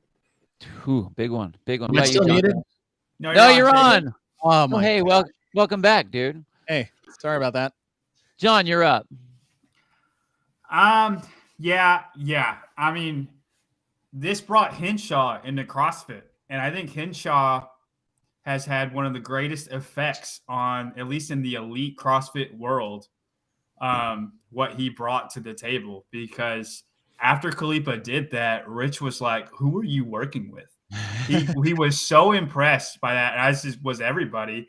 And then Rich got in touch with them, and then Matt saying, what are you doing? And he's doing Henshaw. The way Henshaw has contributed to the CrossFit world as far as competition goes, I think can't be understated. And it started with this. So my vote's for Khalipa. Brian, I think that was a good call of saying that if you would have done the strongman sphere race for Fikowski, that was definitely, I think, even though he won this one, I think that was a way more impactful moment. But that was in 2017, not 2016. Oh, you're right. But the Khalipa, the way he did the rows, I knew he would win the sprint. The half marathon, I thought that, like, okay, I knew he would do well, but I didn't know if he would do. I mean, it's still at that point, it's like we aren't working as a sprint anymore. So there's other people that could slide in there, and then the burden run on top of that, like that guy. You talk about someone who doesn't run very efficiently and doesn't move very efficiently. That was a big dude who did aerobic work, and he just handled it. So that I got to go with the Khalipa wins. I will go with Khalipa as well. The Fikowski 16 sled pull, that was cool. I think this is another buzzsaw on the this side of the bracket. But what Khalipa did, and John, you're right. What that did to bring Henshaw into the CrossFit space, which really revolutionized how CrossFitters train their aerobic capacity work, because before they were just doing CrossFit workouts. Like, oh, I have to go to the track, I have to do this, I have to go outside. And we've seen what that has manifested with, our top tier athletes. For example, Fraser's trail run that we voted for earlier. So I'm with you there. So, all right, Khalipa advancing on. That is a 3-14 matchup. Now we go to an 11-6. We have 2010 Amanda versus 2020 Fraser and Toomey skipping across the finish line while holding hands. Could not make it sound more lame than that. Well, I know who Chase is gonna pick. So and I'll go first and get out of the way. For me, this is iconic moments. This is very subjective. I got to be a part of this. So this is when I made the CrossFit Games. And for me, obviously that was an iconic moment. You know, I have a huge moment with my dad in this event. You know, I've always wanted to play sports. I always wanted to be a professional athlete. I wanted to be under the lights in a stadium and have my father in the stands watching. And I got to experience that for truly the first time in my life during Amanda. But outside of my own personal feels, this was the moment that turned the Dusty Ranch Barbecue CrossFit Games into the spectacle that we know and love today. You had a national anthem, you had a flyover, and then you had Dave Castro as the floor MC, and he lost his voice by like the 8th event of Amanda. And this was really, I think this was the huge turning of the tide for the spectacle that is the CrossFit Games that we know and love today. So I'll go with Amanda. Bill? Good call. Yeah, man, that when the lights went down and what that actually was, and the way even the way that they arranged it, they had the rig arranged in like that circle octagon kind of setup. Super different. And even just in the event itself, watching Jason Khalipa almost destroy like a $30,000 boom camera, and watching these big strong guys, you know, struggling with the weight that they had was I think iconic in the fact that it really did start our modern day games. The race with in Atlanta with Fraser and Toomey in our sport was something that I have never seen before, though. Two athletes that are so good at what they do that they literally hand in hand can do the entire event. They didn't just come across the finish line together. They did every rep together. They basically synchroed Atlanta. And both finishing that event and both winning the CrossFit Games at the same time. Like that was, I've never seen a stamp, not like I'm just going to crush everybody, but like we're so damn good. We're going to do this rep for rep. A lot. This is the longest event we have in the games this year. We're going to do a synchro and we're going to just smash all of you guys. Yeah. I got to go with Fraser and Toomey. That was unreal. Let me won the event. Right. Yeah. I'm not downplaying how great that moment was. If for my no, dude, I know. No, I mean, how could you not pick it? You were there at that 2010. Yeah, so you have to pick that. Me being totally subjective, right? There's 100%. A huge father-son moment that ties into this for me, so I'm just going to go with that. But like, you're right, Bill. The way for me, it wasn't the hand-in-hand thing. I was like, okay, that's cute, and I'm glad we did that. For me, it was watching Matt Fraser loaf the final and still win. Like, yes. That was more iconic to me. And I remember we were on a run. We were getting pissed at Noah. Anything. We're like, Noah, dude, you're letting them do that? How could you let them do that? They're not even racing you anymore. You're just like going, okay, bye, guys. He waits on Tia to finish her pull-ups. Come on, Tia. Come on, Tia. Yeah. We got to go run. And Noah can't stop him. Yeah, let's finish this. All right, John, tail off what you're going with. What's yours? So Amanda originally was 3 different moments. Khalipa having some real struggles was one. And then Amanda being the first event under the lights. And I agree with Chase saying like this kind of made the CrossFit Games. The jump in programming from 2008 to 2009 was a kind of a really big deal. Yeah. But the jump in production or like just this is our Super Bowl, I think was the jump in 2009 to 2010. And then there was a really good race with Rich and Neil Maddox. And there was it was the first event where it was like, wow, this Rich guy, he's pretty good. What about Spieler in that one? Yeah, though, you know? and I think Spieler still win. I think he wins that event. Yeah. Like look at this little guy. He's still kicking everyone's And ass. And you stuff. still do this event today in boxes. It's still a great CrossFit it's awesome. workout. Yeah. You know, it's got semi-strength with Olympic lifting, gymnastics, and it's cardio if you're fit enough. So, I mean, I think Amanda is a huge moment in totality. It's not like a singular moment, but my vote is for Amanda, because even though it's awesome how Fraser and Toomey finished that together, it kind of is like, yeah, they're better than everybody. You know, we knew that, you know. So my vote's for Amanda. All right, Brian. What's the score right now? 2-1 for Amanda? 2-1 for Amanda. All right, well, cue up the tie breaks because oh no. Even though my boy Brian, there we go, buddy. This is a tough matchup for me, and we'll see where the people think in terms of legacy versus modern. Someone said earlier that Medeiros moment of the cleans hasn't had a chance to mature yet. But and that's kind of how I feel about the Fraser Toomey moment. Is like 10 years from now, you look back and then be like that moment summarizes that era of the sport.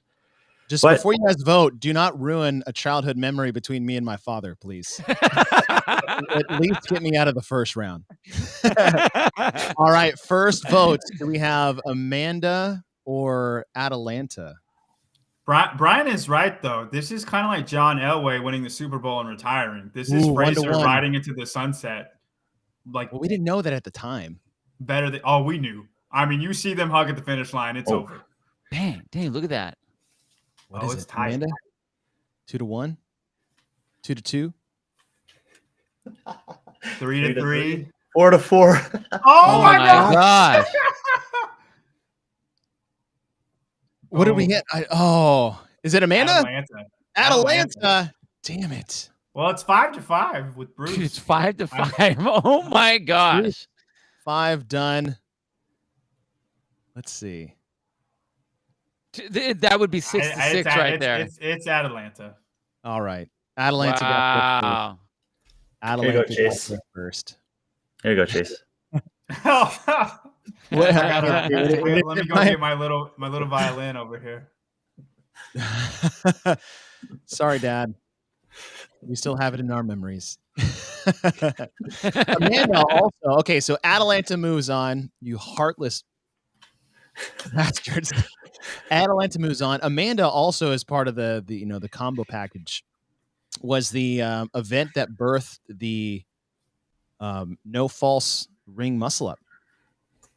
Yeah, that's something people don't talk about. Anybody remembers that? So, little story there before we advance on, so I can soak up Amanda for 5 more seconds. This is the year where they announced the event maybe an hour before they went down, and everybody was down underneath in the warm up area. And Dave Castro comes in. He goes, "All right, here's the workout." They said ring muscle ups, whatever. And he goes, "Oh, by the way, we're going to put the ring 6 inches out of your outstretched reach on one arm, not 2 arms, one arm," which made it even harder. So everybody had to jump 8 to 10 inches in the air, which I'm surprised most CrossFitters could do that, because they were terrible athletes back then. But jumping was a critical part of the test this year, though. Yes. You needed to test it 3 times. Yes. Test out the structural integrity of your calves, which I failed. But everyone down below was scrambling of learning how to do a muscle up, because we couldn't jump up to the rings and re-grip our hands and then get into this false grip, which is how we all learned how to do muscle up. So Amanda was the birth of the non-false muscle up, and all of you guys voted against that. So I hope you feel better now. Good, screw you guys. It was funny. There was a video history. There was a video with Spieler way down the YouTube rabbit hole, and they asked him about muscle ups, and he goes, "Oh, I just kip, and then that's how I do them." Is there the other video where he? I don't know why more people don't do that, but I'll say this: I love Chris Spieler, but he posted this video of how to do butterfly pull-ups 12 years ago, and it totally screwed up everybody's ability to do a butterfly pull-up, because he's like, ride a bicycle backwards, just tuck your heel to your ass as you do this. I was like, that is not. And so everybody Googled that forever, and it totally screwed up people's butterfly pull-ups, because they all You see know people how like you're pushing their heels to their butt as hard as they can. I'm like, oh my God, you watch. You know how you can get really good at butterfly pull-ups is to be 5'4" and 130 pounds. Exactly. Oh, I was going to say, you'll be really good at butterfly pull-ups. I was going to say drink tequila because that's how I learned butterfly pull-ups. John Young, go watch Spieler go head-to-head with Hackenbrook in the 64 pull-ups, 8 overhead squats workout. I've seen it. Hackenbrook will prove you wrong. I know. Do you know where we can find that? I've had a hard time trying to find that video. I don't know. But that was so awesome. Just go back to where there's an old video of him trying to hit 100 pull-ups. Yeah, no, I've seen that one a million times. Dude, it's so good. He gets 106.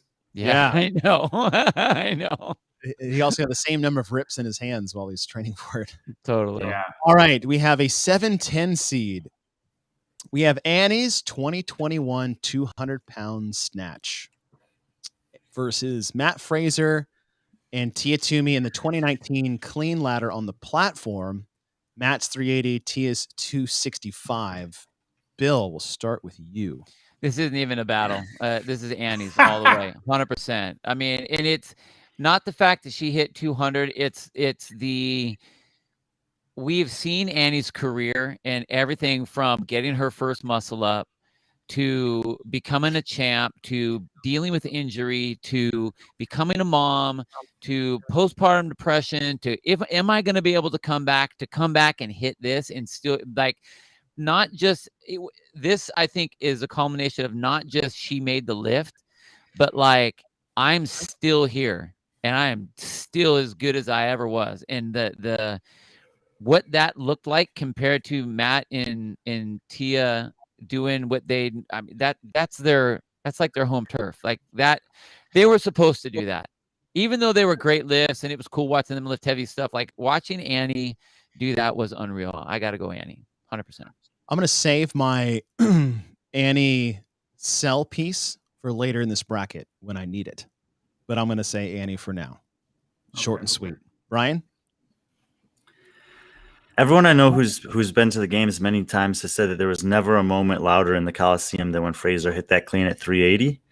And the 2019 version of this event was the impetus for the 2021 version that we ended up seeing. It was this was CrossFit's first time saying, we can't do an event like this unless we already eliminate part of the field and have a smaller condensed. And I don't like either of these events for that regard. I would have liked to see in the format of 2021 in both instances with more athletes where they lift and eliminate. And then once it's down to 10, then you have the one person at a time style.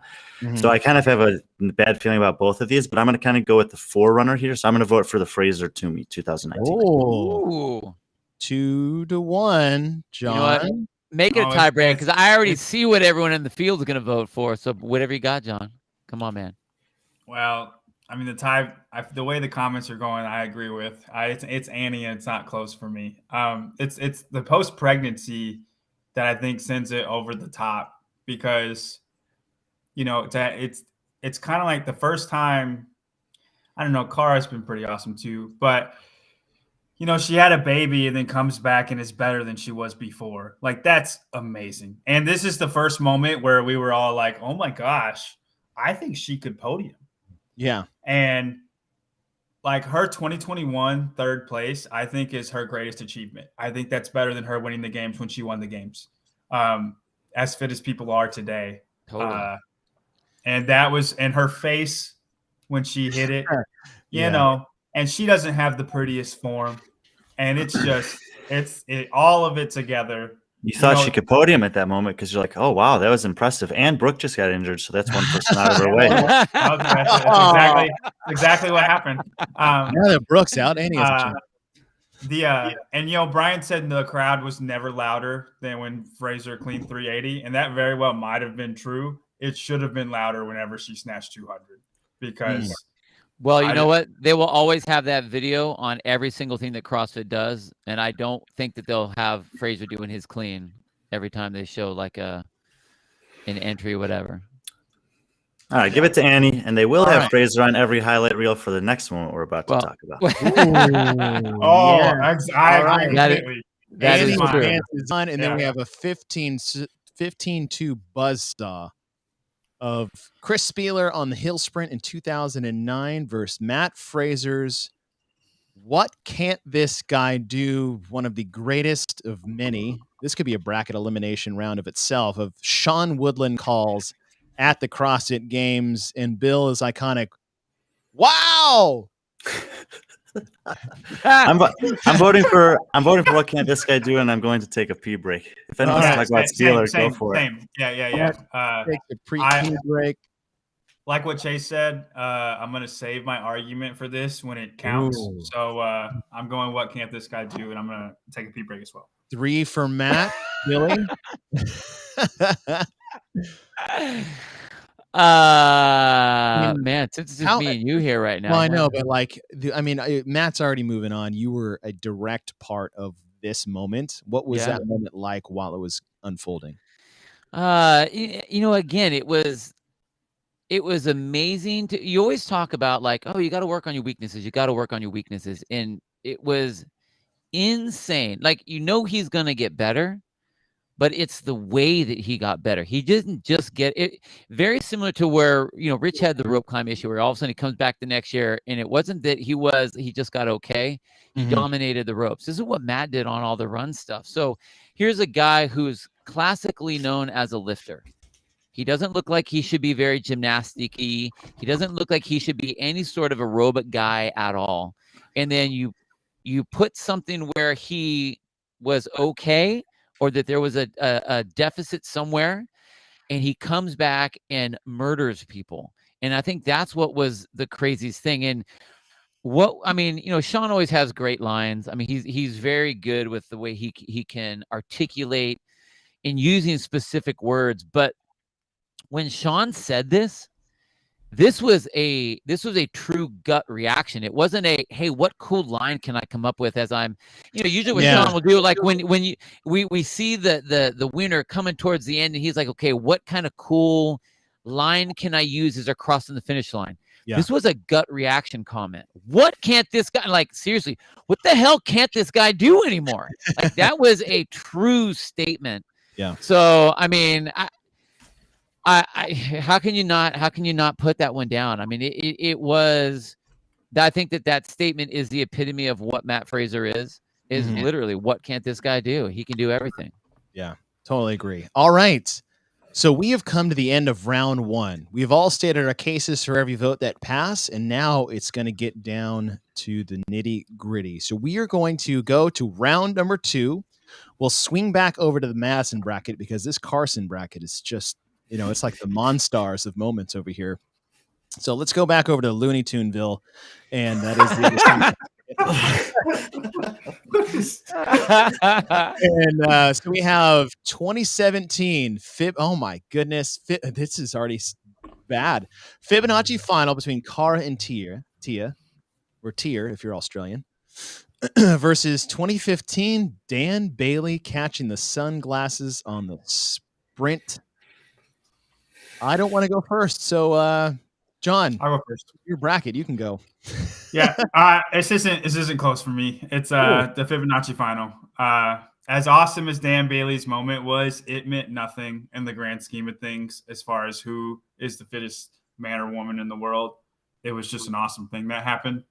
When you watch the documentary for 2017 and you see Shane crying and you see Tia crying, thinking it happened again, I'm just not good enough.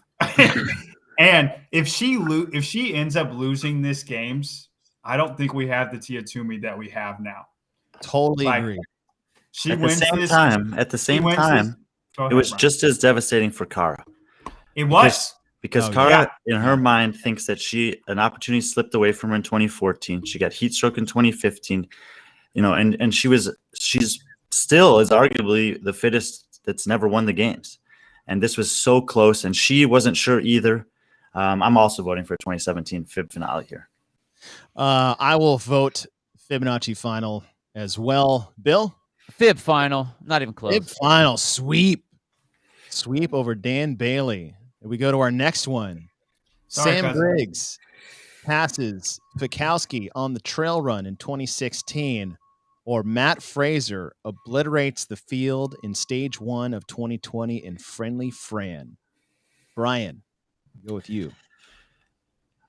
I mean, we talked at length about how impressive his performance in Friendly Fran was there, but in this case, I didn't even vote for Briggs passing Fikowski, even though it's a great moment. But I am going to vote for it here, and I think that in both of these cases, they both lose a little bit just for the environments in which they were done in, of not having the excitement of a fans being around them. Yeah. But just as more of just a gut one for me, I'm going to go with Briggs over Fikowski, or Briggs passing Fikowski here. Okay, Bill. I got to do Friendly Fran on this one. I thought that's super fun with Briggs and Fikowski, but when you look at this, the fact that Fraser was so dominant all by himself was just unreal.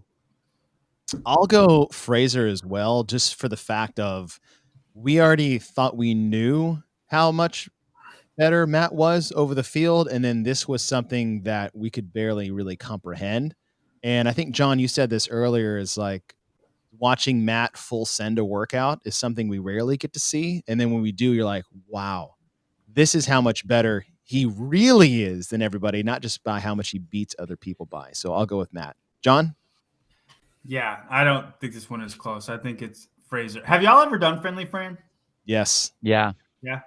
I think Friendly Fran is what Fran should be for elite people, because back in the day, it was impressive if you could do Fran unbroken. And now it's, if you're pretty fit, you could do Fran unbroken. It's not hard. But he's the only one that sent it and could hold on the whole time. Everybody else blew up in the last round.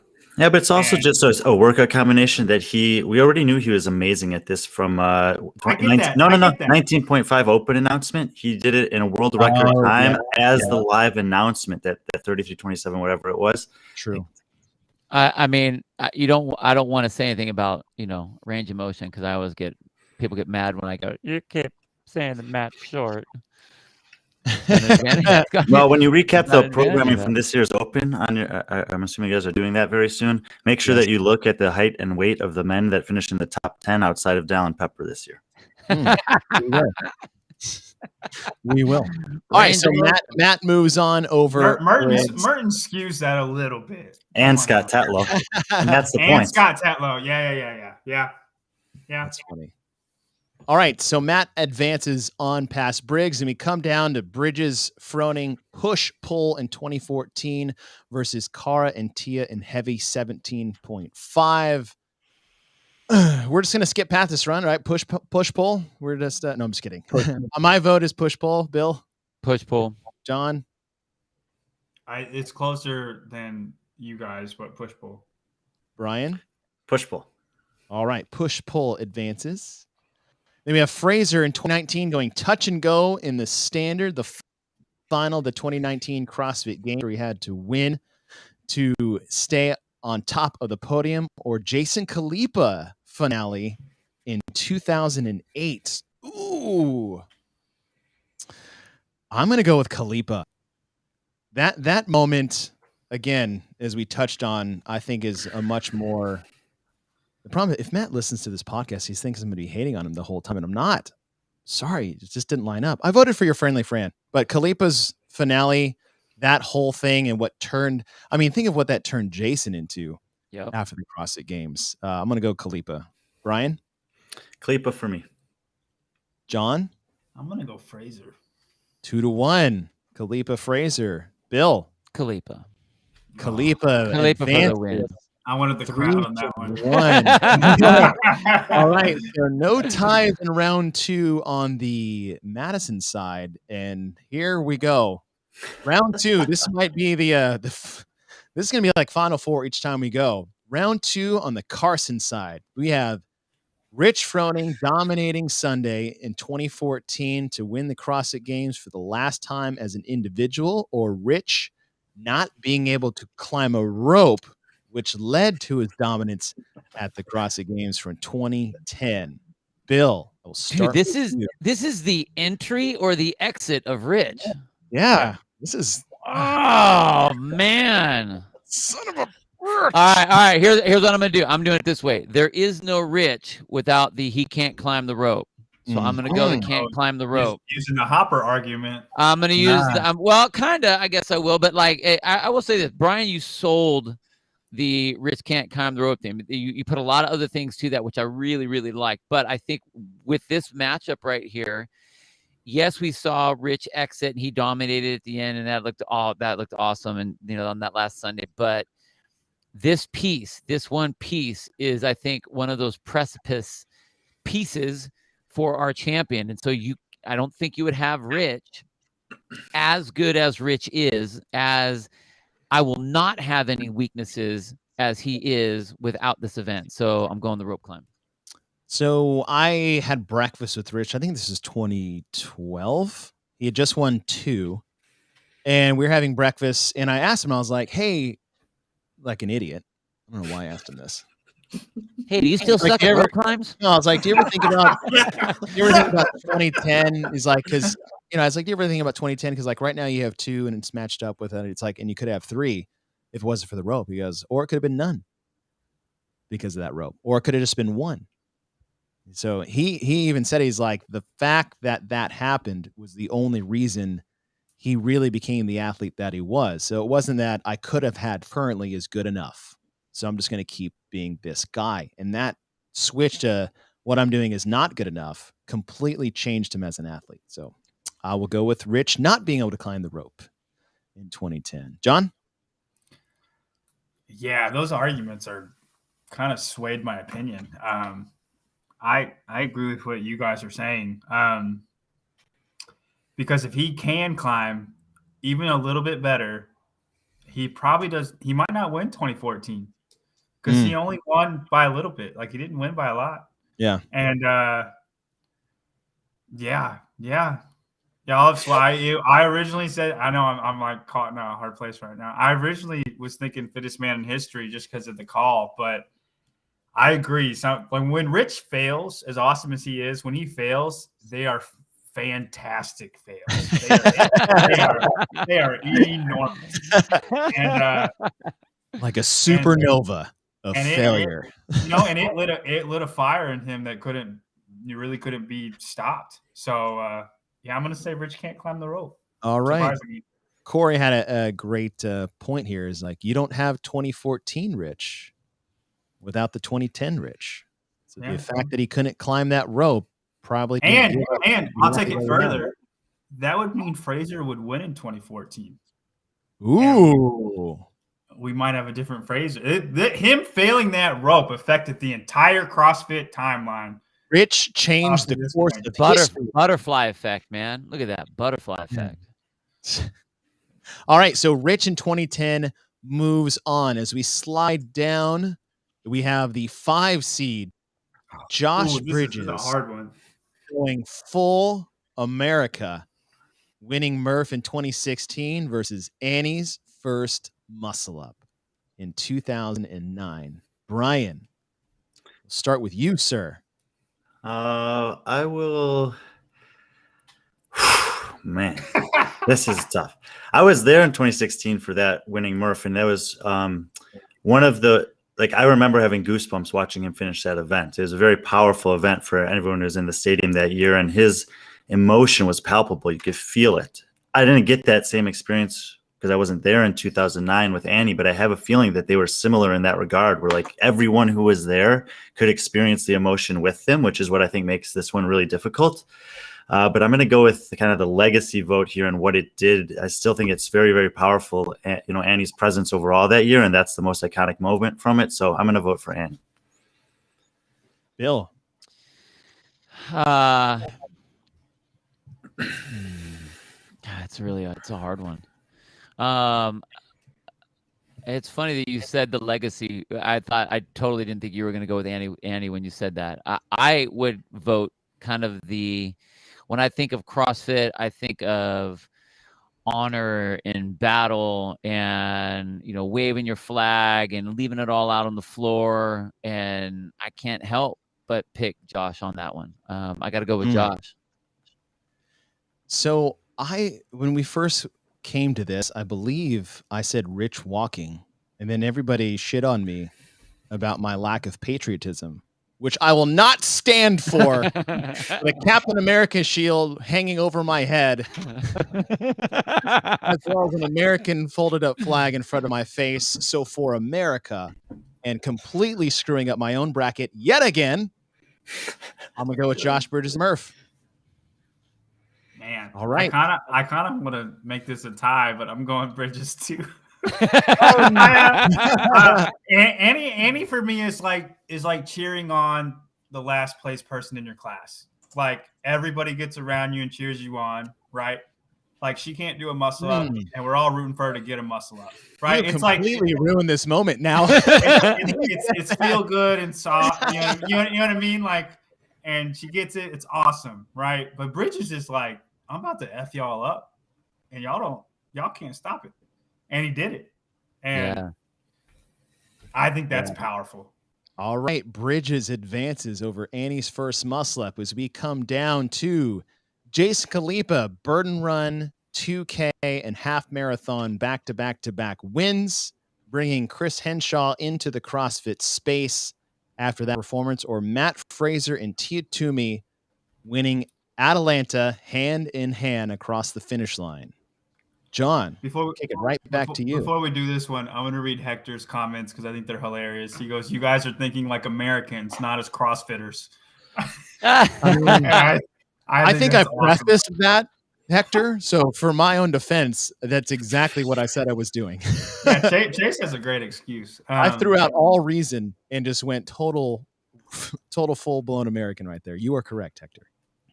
For me, this is who is Henshaw. And Chase influenced this one on me a little bit when he's like walked together hand in hand on the finish line in Atlanta. So I'm gonna go 2013. Who is Henshaw? Brian. I actually kind of hate the moment. I feel like it was a bit manufactured, but in terms of a moment, it will live for a long time. So I'm gonna go with Fraser and Toomey. Ooh. Bill? I 100% agree with you, Brian, that it was manufactured. I don't think that there was anything but it being manufactured. But if we're talking moments, that's going to be something that will stick around for a long time. I think that what Jason did and who is Henshaw and the effect that Henshaw has had on everyone is definitely something that has come from Jason and his wins there, without a doubt. But as far as a moment goes, I got to go with Matt and Tia. Same as far as history of the sport and things that we will look back on as iconic moments over the years. I think what Jason did was incredible. I think having Chris Henshaw in the space is invaluable. Even on his broadcasts, like I can listen to that guy. I can watch him call a half Ironman and just be enthralled the entire time. However, when we talk about iconic moments, things that we'll remember forever, especially from the 2020 games, the Matt Tia crossing the finish line hand in hand is special in that degree. So was that 3-1? Matt moving on. Yeah. Okay, Matt and Tia advance. And we come to the end of round 2 on the Carson side, and it's Annie's 200. Oh, this is terrible. Versus Sean Woodland and Matt Fraser's What Can't This Guy Do? Ooh, oh man. Billy, lead us off. Dang. Oh my gosh. Shit. Sorry, Annie. All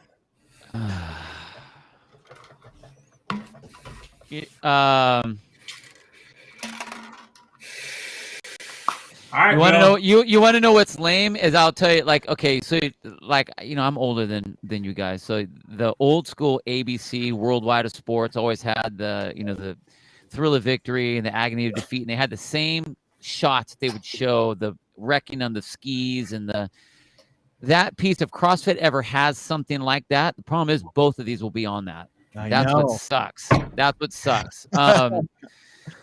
And as much as what Sean was saying, those are words, and words are worth what the words are, but a picture says 1,000 words. Oh, look at you. So I gotta go with Annie.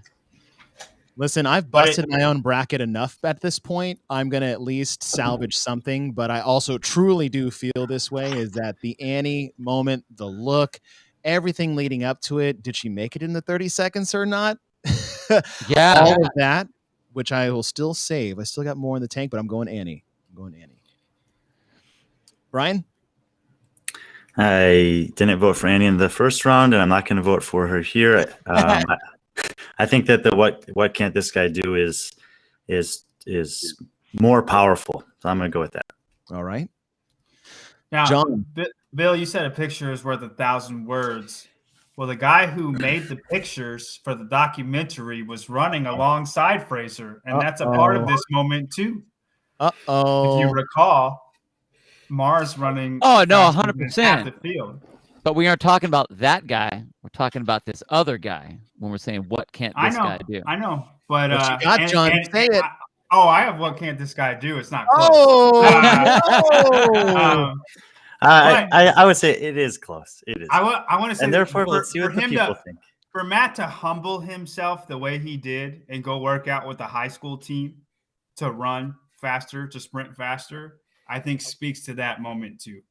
Because if you're the fittest man in the world and you're like, I'm going to get smoked by high schoolers until I can. You know what I'm saying? Like, it takes a lot. And for it to culminate into that, I think is huge. All right. It's rough because both of these are both culmination sort of 100%. This is you know what I mean? Like, matchup. there's a lot of history behind both of them. Yeah, but Annie she always snatched hard, you know? Like, Fraser sucked at running. That's a good point. Sprinting. All right, well, we have a tie, folks. So those of you watching right now in the comments, drop us Matt or Annie. Matt or Annie. We have 2-1. Annie, Matt. Mars running. That is not a vote. Junior high team, also not a vote. Matt or Annie. 3-1. 3-1. Annie. Sean. Yeah. Sean gets a vote. 3-2. 3-3. I will say Sean is the vote. 4-3. Annie. 4-4.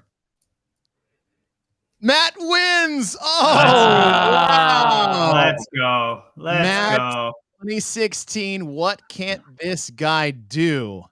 As we close out round 2 and we move to round 3, we'll go over to the Madison side as we have the Fibonacci final 2017. Cara versus Tia, and Matt Fraser obliterates the field in Friendly Fran. And I'm sorry, but this is where Friendly Fran goes to die.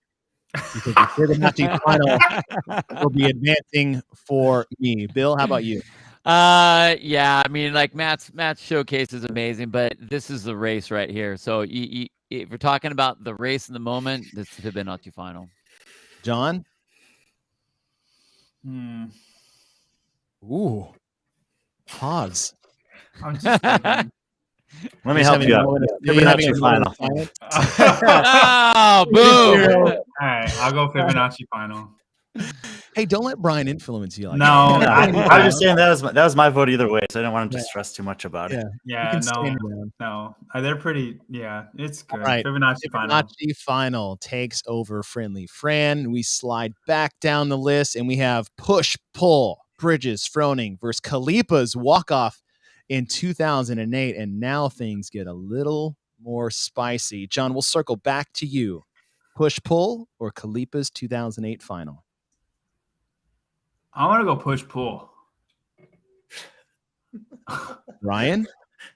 He's been like setting us up to vote against push pull the whole time, and now he just votes for it off the bat with no explanation. Okay. Hey, if this was against the standard when Fraser went touch and go, I think that moment is more powerful than push pull, but it's not. It's against Khalipa's walk-off win.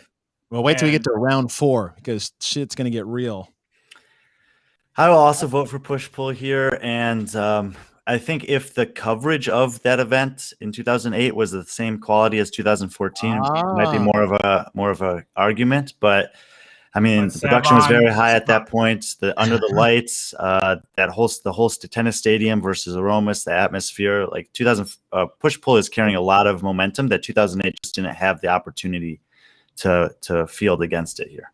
Brian, you actually make a great point. I mean, imagine broadcasting that, Bill, and you're watching Matt or Jason Khalipa's rep count get closer. Yeah, and minus closer 7, and closer minus Totally. 6, Yeah. minus 5. Yeah, that would have been epic, but it wasn't, because push pull for me. Anytime I feel like I'm getting low testosterone, I don't take tea because that is illegal. I just watch that video again, and I'm back up to full. Bill? Well, I was gonna go for Jason anyway, but that's okay. I'll take the 3-1 loss. It's all right. 3-1. Push pull advances, and we go back to the Carson side. And lordy, here we go. Rich Froning can't climb a rope in 2010 versus Josh Bridges Murph in 2016. Brian, you get the honors to lead us off here. Look, I thought when this first got announced to me, I thought fittest man in history had a chance to win. It barely snuck out over the hopper, and Rich Froning climbing the rope beat both of those. So I got to go with Rich here on the rope. Bill.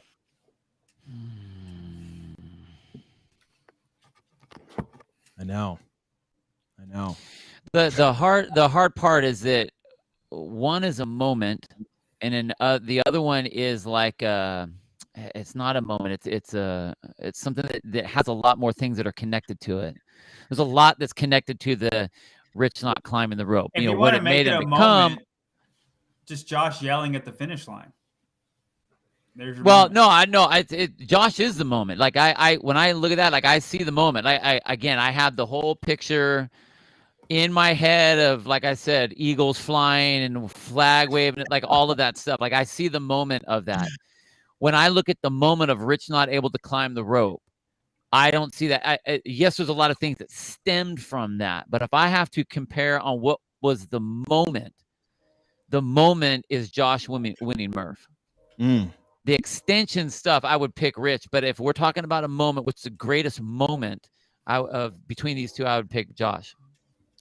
I gotta weigh in here because I've been holding on to this as an argument for Rich can't climb the rope. With 2 of you guys still to go, he did climb the rope. Yeah, I did.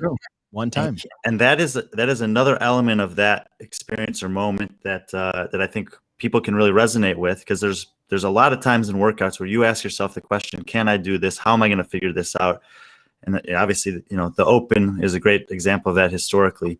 And to see one of the best, of all time overcome that in live competition, especially when Dave's telling him, hey man, if you don't do this, you're not going on the podium at all. It's a big deal. It is a big deal. I don't disagree with you on any of that. It once. Josh Bridges did deadlift 405. Totally. Yeah, when everyone's saying that he can't deadlift, it's like, what are you talking about? I did deadlift it. What are you talking about? It's not as many as this other guy over here. All right, so is it 1-1 right now? 1-1. John?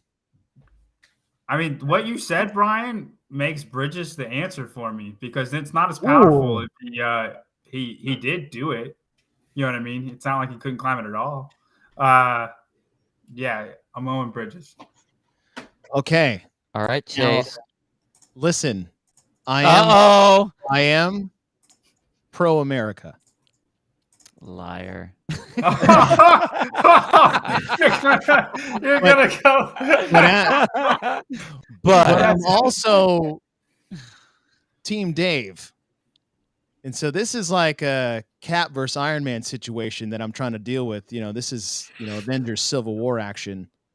And as I'm looking at this, Brian made a great point about the old and hardened days of CrossFit. We talk moments and the time at which Castro walks over to someone who is poised to win the CrossFit Games and says, I won't even put you on the podium if you don't climb this rope. To have the balls to do that in the competition, and then Rich to actually get up there after threatened with that, and what that moment trickled down over the years, I'm going to go Rich, which I believe this makes it a 2-2 tie. So Rich or Josh is the votes that we need to have in from you guys that are watching. So the first 5 votes, Rich or Josh, will advance this into the next round. This is kind of like push-pull. I know. With Josh Bridges Whoa. pulling it out again. Yeah. Dude, there it goes. Wow. Wow. Oh, wow. Well, looks like you should have climbed the rope. You want to know what's funny? I bet if you would have changed. Now we talked about all the things that the Rich not being able, quote unquote, being able to climb the rope did. That's what I meant about all the extension stuff. If you would have said the moment was Dave Castro telling Rich, you're not going to get on the put. Like, I think to me, that's different than Rich can't climb the rope as far as the moment goes. You know what I mean? But that's fair. And I mean, that's All your right.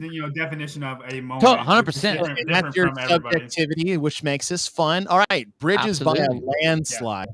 Yeah. Take over. Rich can't climb a rope. And we come down to Matt and Tia crossing the finish line in 2020 together versus what can't this guy do? And I went last, so I'll turn it around and go first. As I'm going to go with Matt Fraser's sprint and Sean Woodland's call of what can't this guy do for a lot of reasons you guys have said over the last few rounds. But we talked about Matt's, unveiling of his distance running skills at the trail run. And then he comes back in the same year and shows off one of the things that derailed him in 2015 and propelled him in 2016. Is I'm going to go with the Matt Fraser sprint. Bill. Can you scroll up? It's Matt and who? Who do we got? Atlanta. Oh, Matt in Atlanta. Yeah, I as much as I like the Atlanta, those guys going together, the what can't this guy do? I mean, that is Matt Fraser. That is what should be on that guy's headstone when he goes down. What can't this guy do? What can't this guy do? Yep. All right, Brian. I'm with you guys. What can't this guy do? All right, John. Clean sweep. Clean sweep. What can't this guy do? All right, we have come down to the final 4 on both sides of the bracket. Going back over to Madison, we have the 2017 Fibonacci final, Tia versus Carl, going head-to-head against push-pull. Ooh. 2014, close finish versus close finish. I will not be going first. John, this is your bracket. You can lead things off. All right, I'm gonna go push-pull. I'm just kidding. I'm going to Fibonacci final. Oh. All right, Bill. Coming to you. Oh man. All right. Now I'm trying to put this in my brain as like the moment. Because it's hard. I mean, like they're so two amazing. I mean, these are two very amazing. What I love about the comparison between the two is they're both races. Like they're very good, close, back and forth. What's going to happen? All of that kind of stuff. Additionally, they both took place. They both took place in iconic venues. Totally. I mean, like the setup is unreal. The setup on this one is unreal. I think the piece that tips the scale for me on this one is that Fibonacci final mattered. So I got to go with Fib final. Ooh. It mattered, but so did push-pull. Remember at the end of that workout, they interviewed Josh and Rich, and they pop up the leaderboard in the tennis stadium, and Rich and Josh goes, "Look who's back on top now." Yep. And Josh was third. Josh was in a podium spot after that too. Yeah. So, all right, I'll go next. I mean, these are probably so hard. The top 2 greatest. Wait, Brian, did you pick push-pull? I haven't picked yet. Oh, Brian yeah. Brian will be going last. For me, as far as moments, in one, I got to call the end of this, which was the Fibonacci final. At the other, I got to sit and watch this in Carson while Bill and Sean were calling this. And as far as moments for myself, push-pull is one of the greatest moments I have ever got to witness live. I've never heard the tennis stadium louder than this. The volume that filled that booth that we were in, and to watch that and to hear Sean screaming through the wall next to us on the actual call. And listen, push pull. That's going to be my vote. Push pull. Brian? Let's turn it over to the fans. Push pull. Oh no, don't do this. Ryan. Don't put this into the hands of the fans. I was confident you were going to say finale. All right, those of you guys watching, push pull versus, let's just put 2017 or Tia and Cara. Fibonacci might be too hard there. All right, let's see. You right, FF or PP? Yeah. Fibby. FF or PP. Whoa, dang. What do we got? They're coming Maybe. in fast. Wow.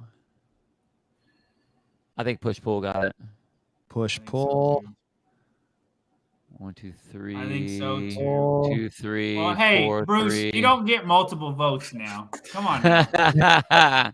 It ended up being 5-3 for push pull. Push pull. Push pull. Oh, All man. right, that was close too. That was a good one, though. I Some of you guys mean, voted too soon.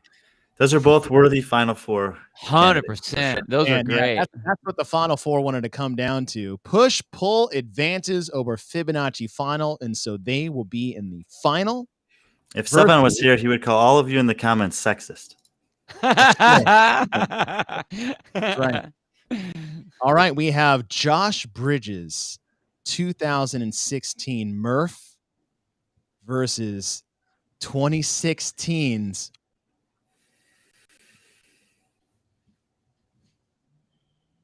Did he just mute again? Did you mute again? He got all excited and he muted himself. God dang it, Chase. Come on. Pull it together over there. Bill, you're in from the pen, Bill. Oh, Tee it dang. up for us. Well, I don't even have You're control of the muted, board Chase. here. All right, so we got. Is he going to come back? No. All right, he's got his hands up in the air. This is, I think this is again, talking about the moments, talking about not necessarily what it means or what it brings or whatever, but the moment. And what's great on this one is the last one were 2 races. These ones are definitely 2 individual, succinct, tight moments in time, a sliver of time that these 2 get to battle against each other. So I think this is oh man. All right, you go first, Brian. I want to hear you. I want to hear with that nothing on the table. I want to hear what your words are.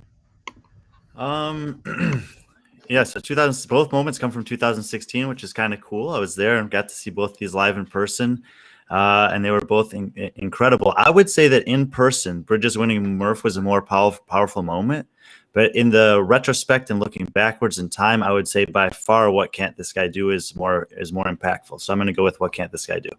All right. What about you, John? Yeah, what Chase said, he watches push pull to get testosterone. That's what can't this guy do for me. The way. Oh wait, am I back? You're on. You're on, back. Chase. Hey, You're on, okay. Chase. Oh my gosh. Sorry guys. The call and Matt Fraser and like him, you gotta think him winning the long distance event too. He won the 7K, 6K, and then basically won the sprint. He won his heat. Like that is so hard to do, to be the fastest on a sprint and the fastest long distance. Ask Sam Briggs how hard that is. And so, yeah, it's what can't this guy do for me? You said something, Brian, that I think was actually a really interesting comment was if you watch Bridges win Murph live, the impact that you had being there was gigantic. When you were there, you didn't get to hear what can't this guy do. Oh. You only saw that if you were at home watching that, or if you were watching it on like, one of the many Instagram little sound bites or whatever. So that one has a lot more longevity to it. So I think if we're talking about greatest moments, like I would have to go with what can't this guy do too, just because of how many people it hit. Even though you'll see Josh winning and his iconic screams and all that kind of stuff, that what can't this guy do, that piece, that moment nailed a lot more people than it did when Josh won, just because of how it went so viral so quick. That's mine. I like what you said there as far as not actually getting to hear the call, even though the call itself made that moment even greater than it was. Yeah. I would say that Josh Bridges' moment was amazing. Seeing a celebration from Josh Bridges is a treat. We have one of those in the final. Yeah. Waiting in the wings. I think as far as moments that really took me back of just like a jaw-dropping performance, Matt's winning of that heat in the sprint was one of those. And those are one of those moments that I'll remember personally just watching take place, being like, I cannot believe what I'm seeing in front of my eyes. Whereas Josh Bridges, even though I'm pulling for him to win, that isn't knocking me on my butt as far as like, how is this possible that the what this can't guy do with Matt Fraser in the sprint? So I will also vote for that. And with that being said, the final is now settled. Oh, this is what we wanted. This is what we wanted. So we have push-pull, Fraser versus Bridges, or Froning versus Bridges versus Matt Fraser's What Can't This Guy Do? And if Savannah was here, this is the most sexist finale in the history of podcasts. Apparently it's all dudes because it's all joking aside, I don't want to pick first. Let's see. John, we'll let you go last because this is your baby. Okay. Bill, you first. All right.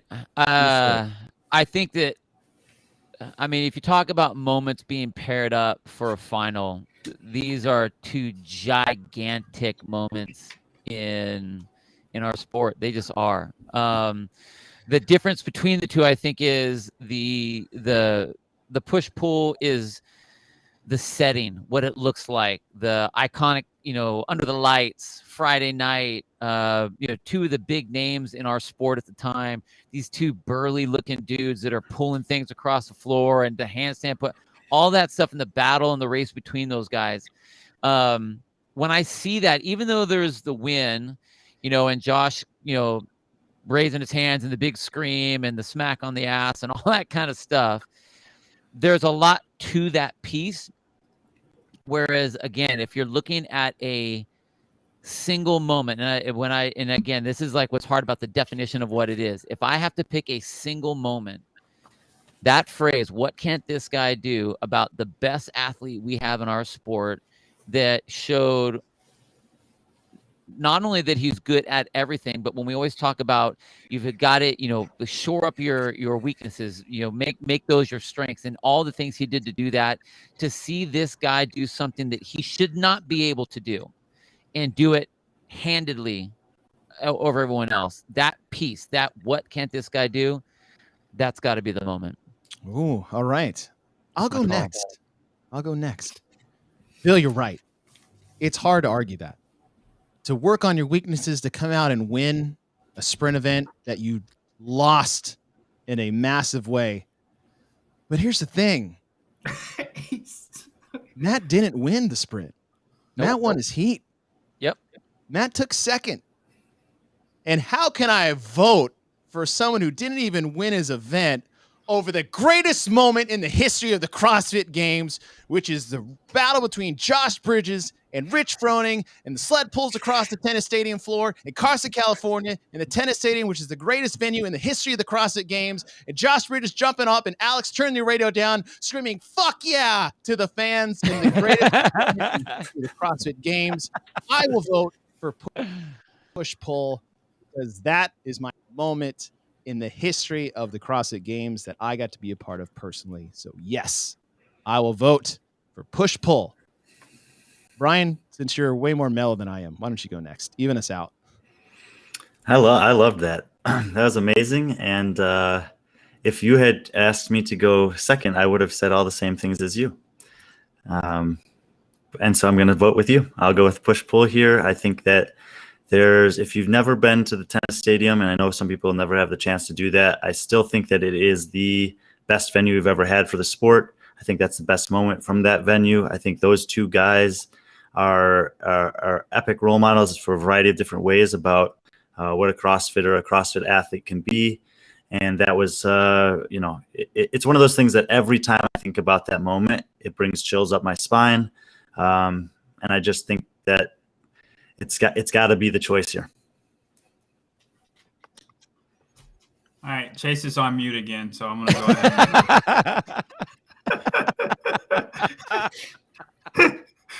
ahead. But to combat what he said about Matt getting second, I think if Gamboa was in the second heat, I think Matt would find a way. He was like 0.1 of a second that he was second place. And for every reason that Brian said as far as chills up my spine, when I hear that call in 2016, I feel like when Rich walked in 333, it was like he's human. But when Matt did that, it felt like it was impossible. It felt like he was superhuman. Yeah, yes. Like Rich was human. What can he not do? Exactly. Is so true. It's the way he said that fit everything that everybody was feeling. So that, in my opinion, that is the best moment of all time in the CrossFit Games history. So I mean, truly hard to argue that. I would have voted it against everybody. It's my favorite moment. So now we have a tie, and we're gonna see my goodness. Are we really going to have this all come down to a fans with the fans? All right, this is it. Push-pull versus Matt Fraser. First 5 votes for one or the other. We got 1 push-pull, 2 push-pull. Oh my gosh, guys! Oh, is this it? Is this the moment? It is a sweep. Yeah, there it is. Yeah, the people have spoken. Push pull is the greatest moment in CrossFit Games history. Wow! I should have left that moment out of the bracket. As soon as you can't argue it, man. Hello. No, I get it. It's a great moment. I just don't get chills the way other people do with it. And that's the best part of all this, because Agree to 10 disagree. different people and came down to 10 different conclusions. But all right, after all that, push pull rises to the top of the bracket. Once again, yes, push pull is 2-0. Yeah, y'all should have thought of that. You can't make it the winner of this one too. Come on now. Well, you want to know what was when we did it as events, and the problem was because I said I didn't want it to win. The issue was all of the things that you just mentioned, that for the reason that it won as the moment, is what made it win as the greatest event. That is fair. Yeah. And when I was looking at it, I was like, I didn't think it was the greatest event. Yes, all of those other things were awesome, which makes it really awesome in this event, in this this bracket setup here. So just hey, Chase, who won the women's? He lost his voice again. You lost your voice again. Chase, you're gone. You're muted again. He did. Chase needs some new batteries or something. I was gonna see if he could tell me. What was I going to tell you? Who won the women's in push-pull? Who won for the women? See if I can read the flips down there. I feel like they just get left out hard. Brian made a good point about that the other day when it comes to push-pull. Well, yeah. I mean, when his reasoning is set up so high. Yeah. I mean, any good race, it's like it can't be a good race. It's got to be an amazing race with all kinds of story behind it to even, compare. How about now? Is it working now? You're back on now, Chase. Okay. All right. So we have the results. Sorry, Corey. Yes. Oh, we have a winner? The winner already. Oh, wow. That's William Hall, 2016, won the fantasy fitnessing bracket, and I got second. What? No way. Oh my gosh. I got second.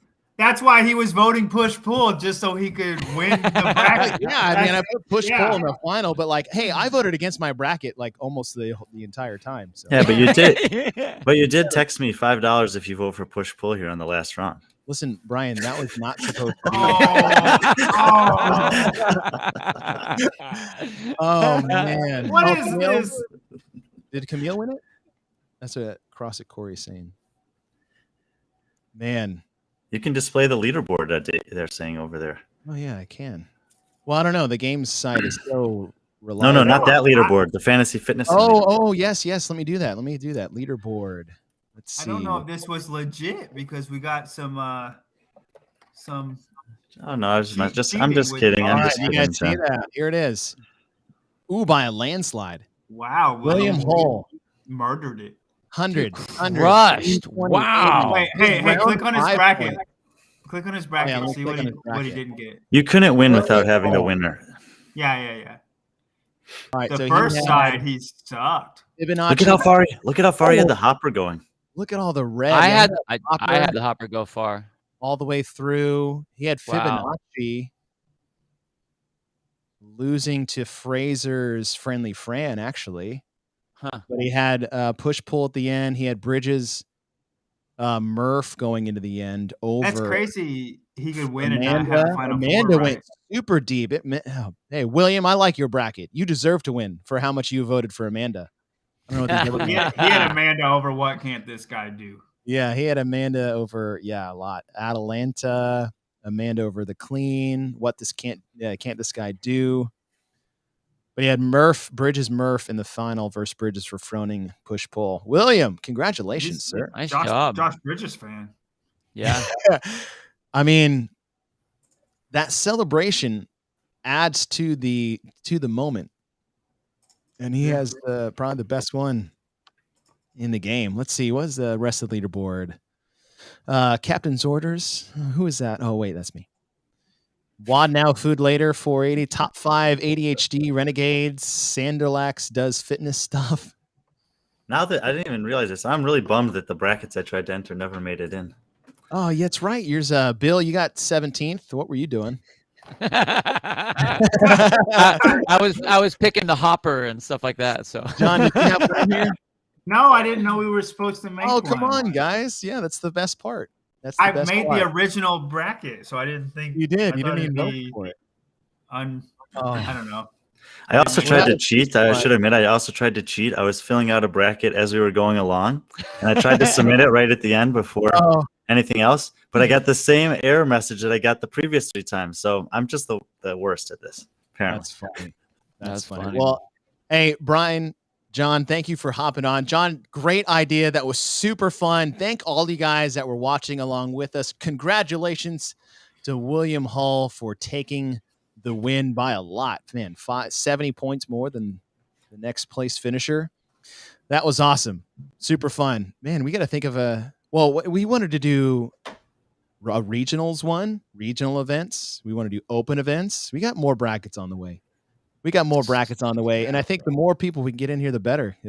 Although those ties were super fun. Thank you to the people in the comments because y'all responded so quickly. It made tie breaks go by really fast. The people in the comments, everyone that was watching, you guys are the ones that made the show. I mean, we had fun. We'll always have fun just sitting here talking, but like you guys in there on the side, pop shotting and telling us not to swear in front of your kids and stuff. That was cool. Yeah. So many top boards too. Yeah, that was good. All right. Well, we will do something like this again. And huge thanks to Fantasy Fitnessing. They made this bracket. They put it on their website that allowed you guys to play. Go to fantasyfitnessing.com. They did something for the Open. I'm assuming we're going to have something for quarterfinals. They do amazing fantasy CrossFit stuff on their website all year long. So make sure you guys go to fantasyfitnessing.com. Huge thank you to them as they rolled with us for the whole 2 hours that we're on this podcast and updated leaderboard in live time. And congratulations to William Hull for winning the bracket. On the next one we do, we got regional events, open events. We got to figure it out. Hey, the semifinals fall in regional events. Are you going to include those? I think we'll do one as like pure regionals, not semifinals or sanctioned events. Because that would be the number of events we would have. I guess that's rough. Yeah, we'd have to. Yeah, we'd have to do like favorite 2019 event from the Right. sanctioned. That's what we'd have to do. All right, guys, thank you so much for joining us on YouTube Live. We will be here again. Thank you so much for listening to the podcast. John Young, Brian Friend, Bill Grunler. Boys, you have a good rest of your week. Yeah, Peace, thanks for everyone. having me. Chase. Later, guys.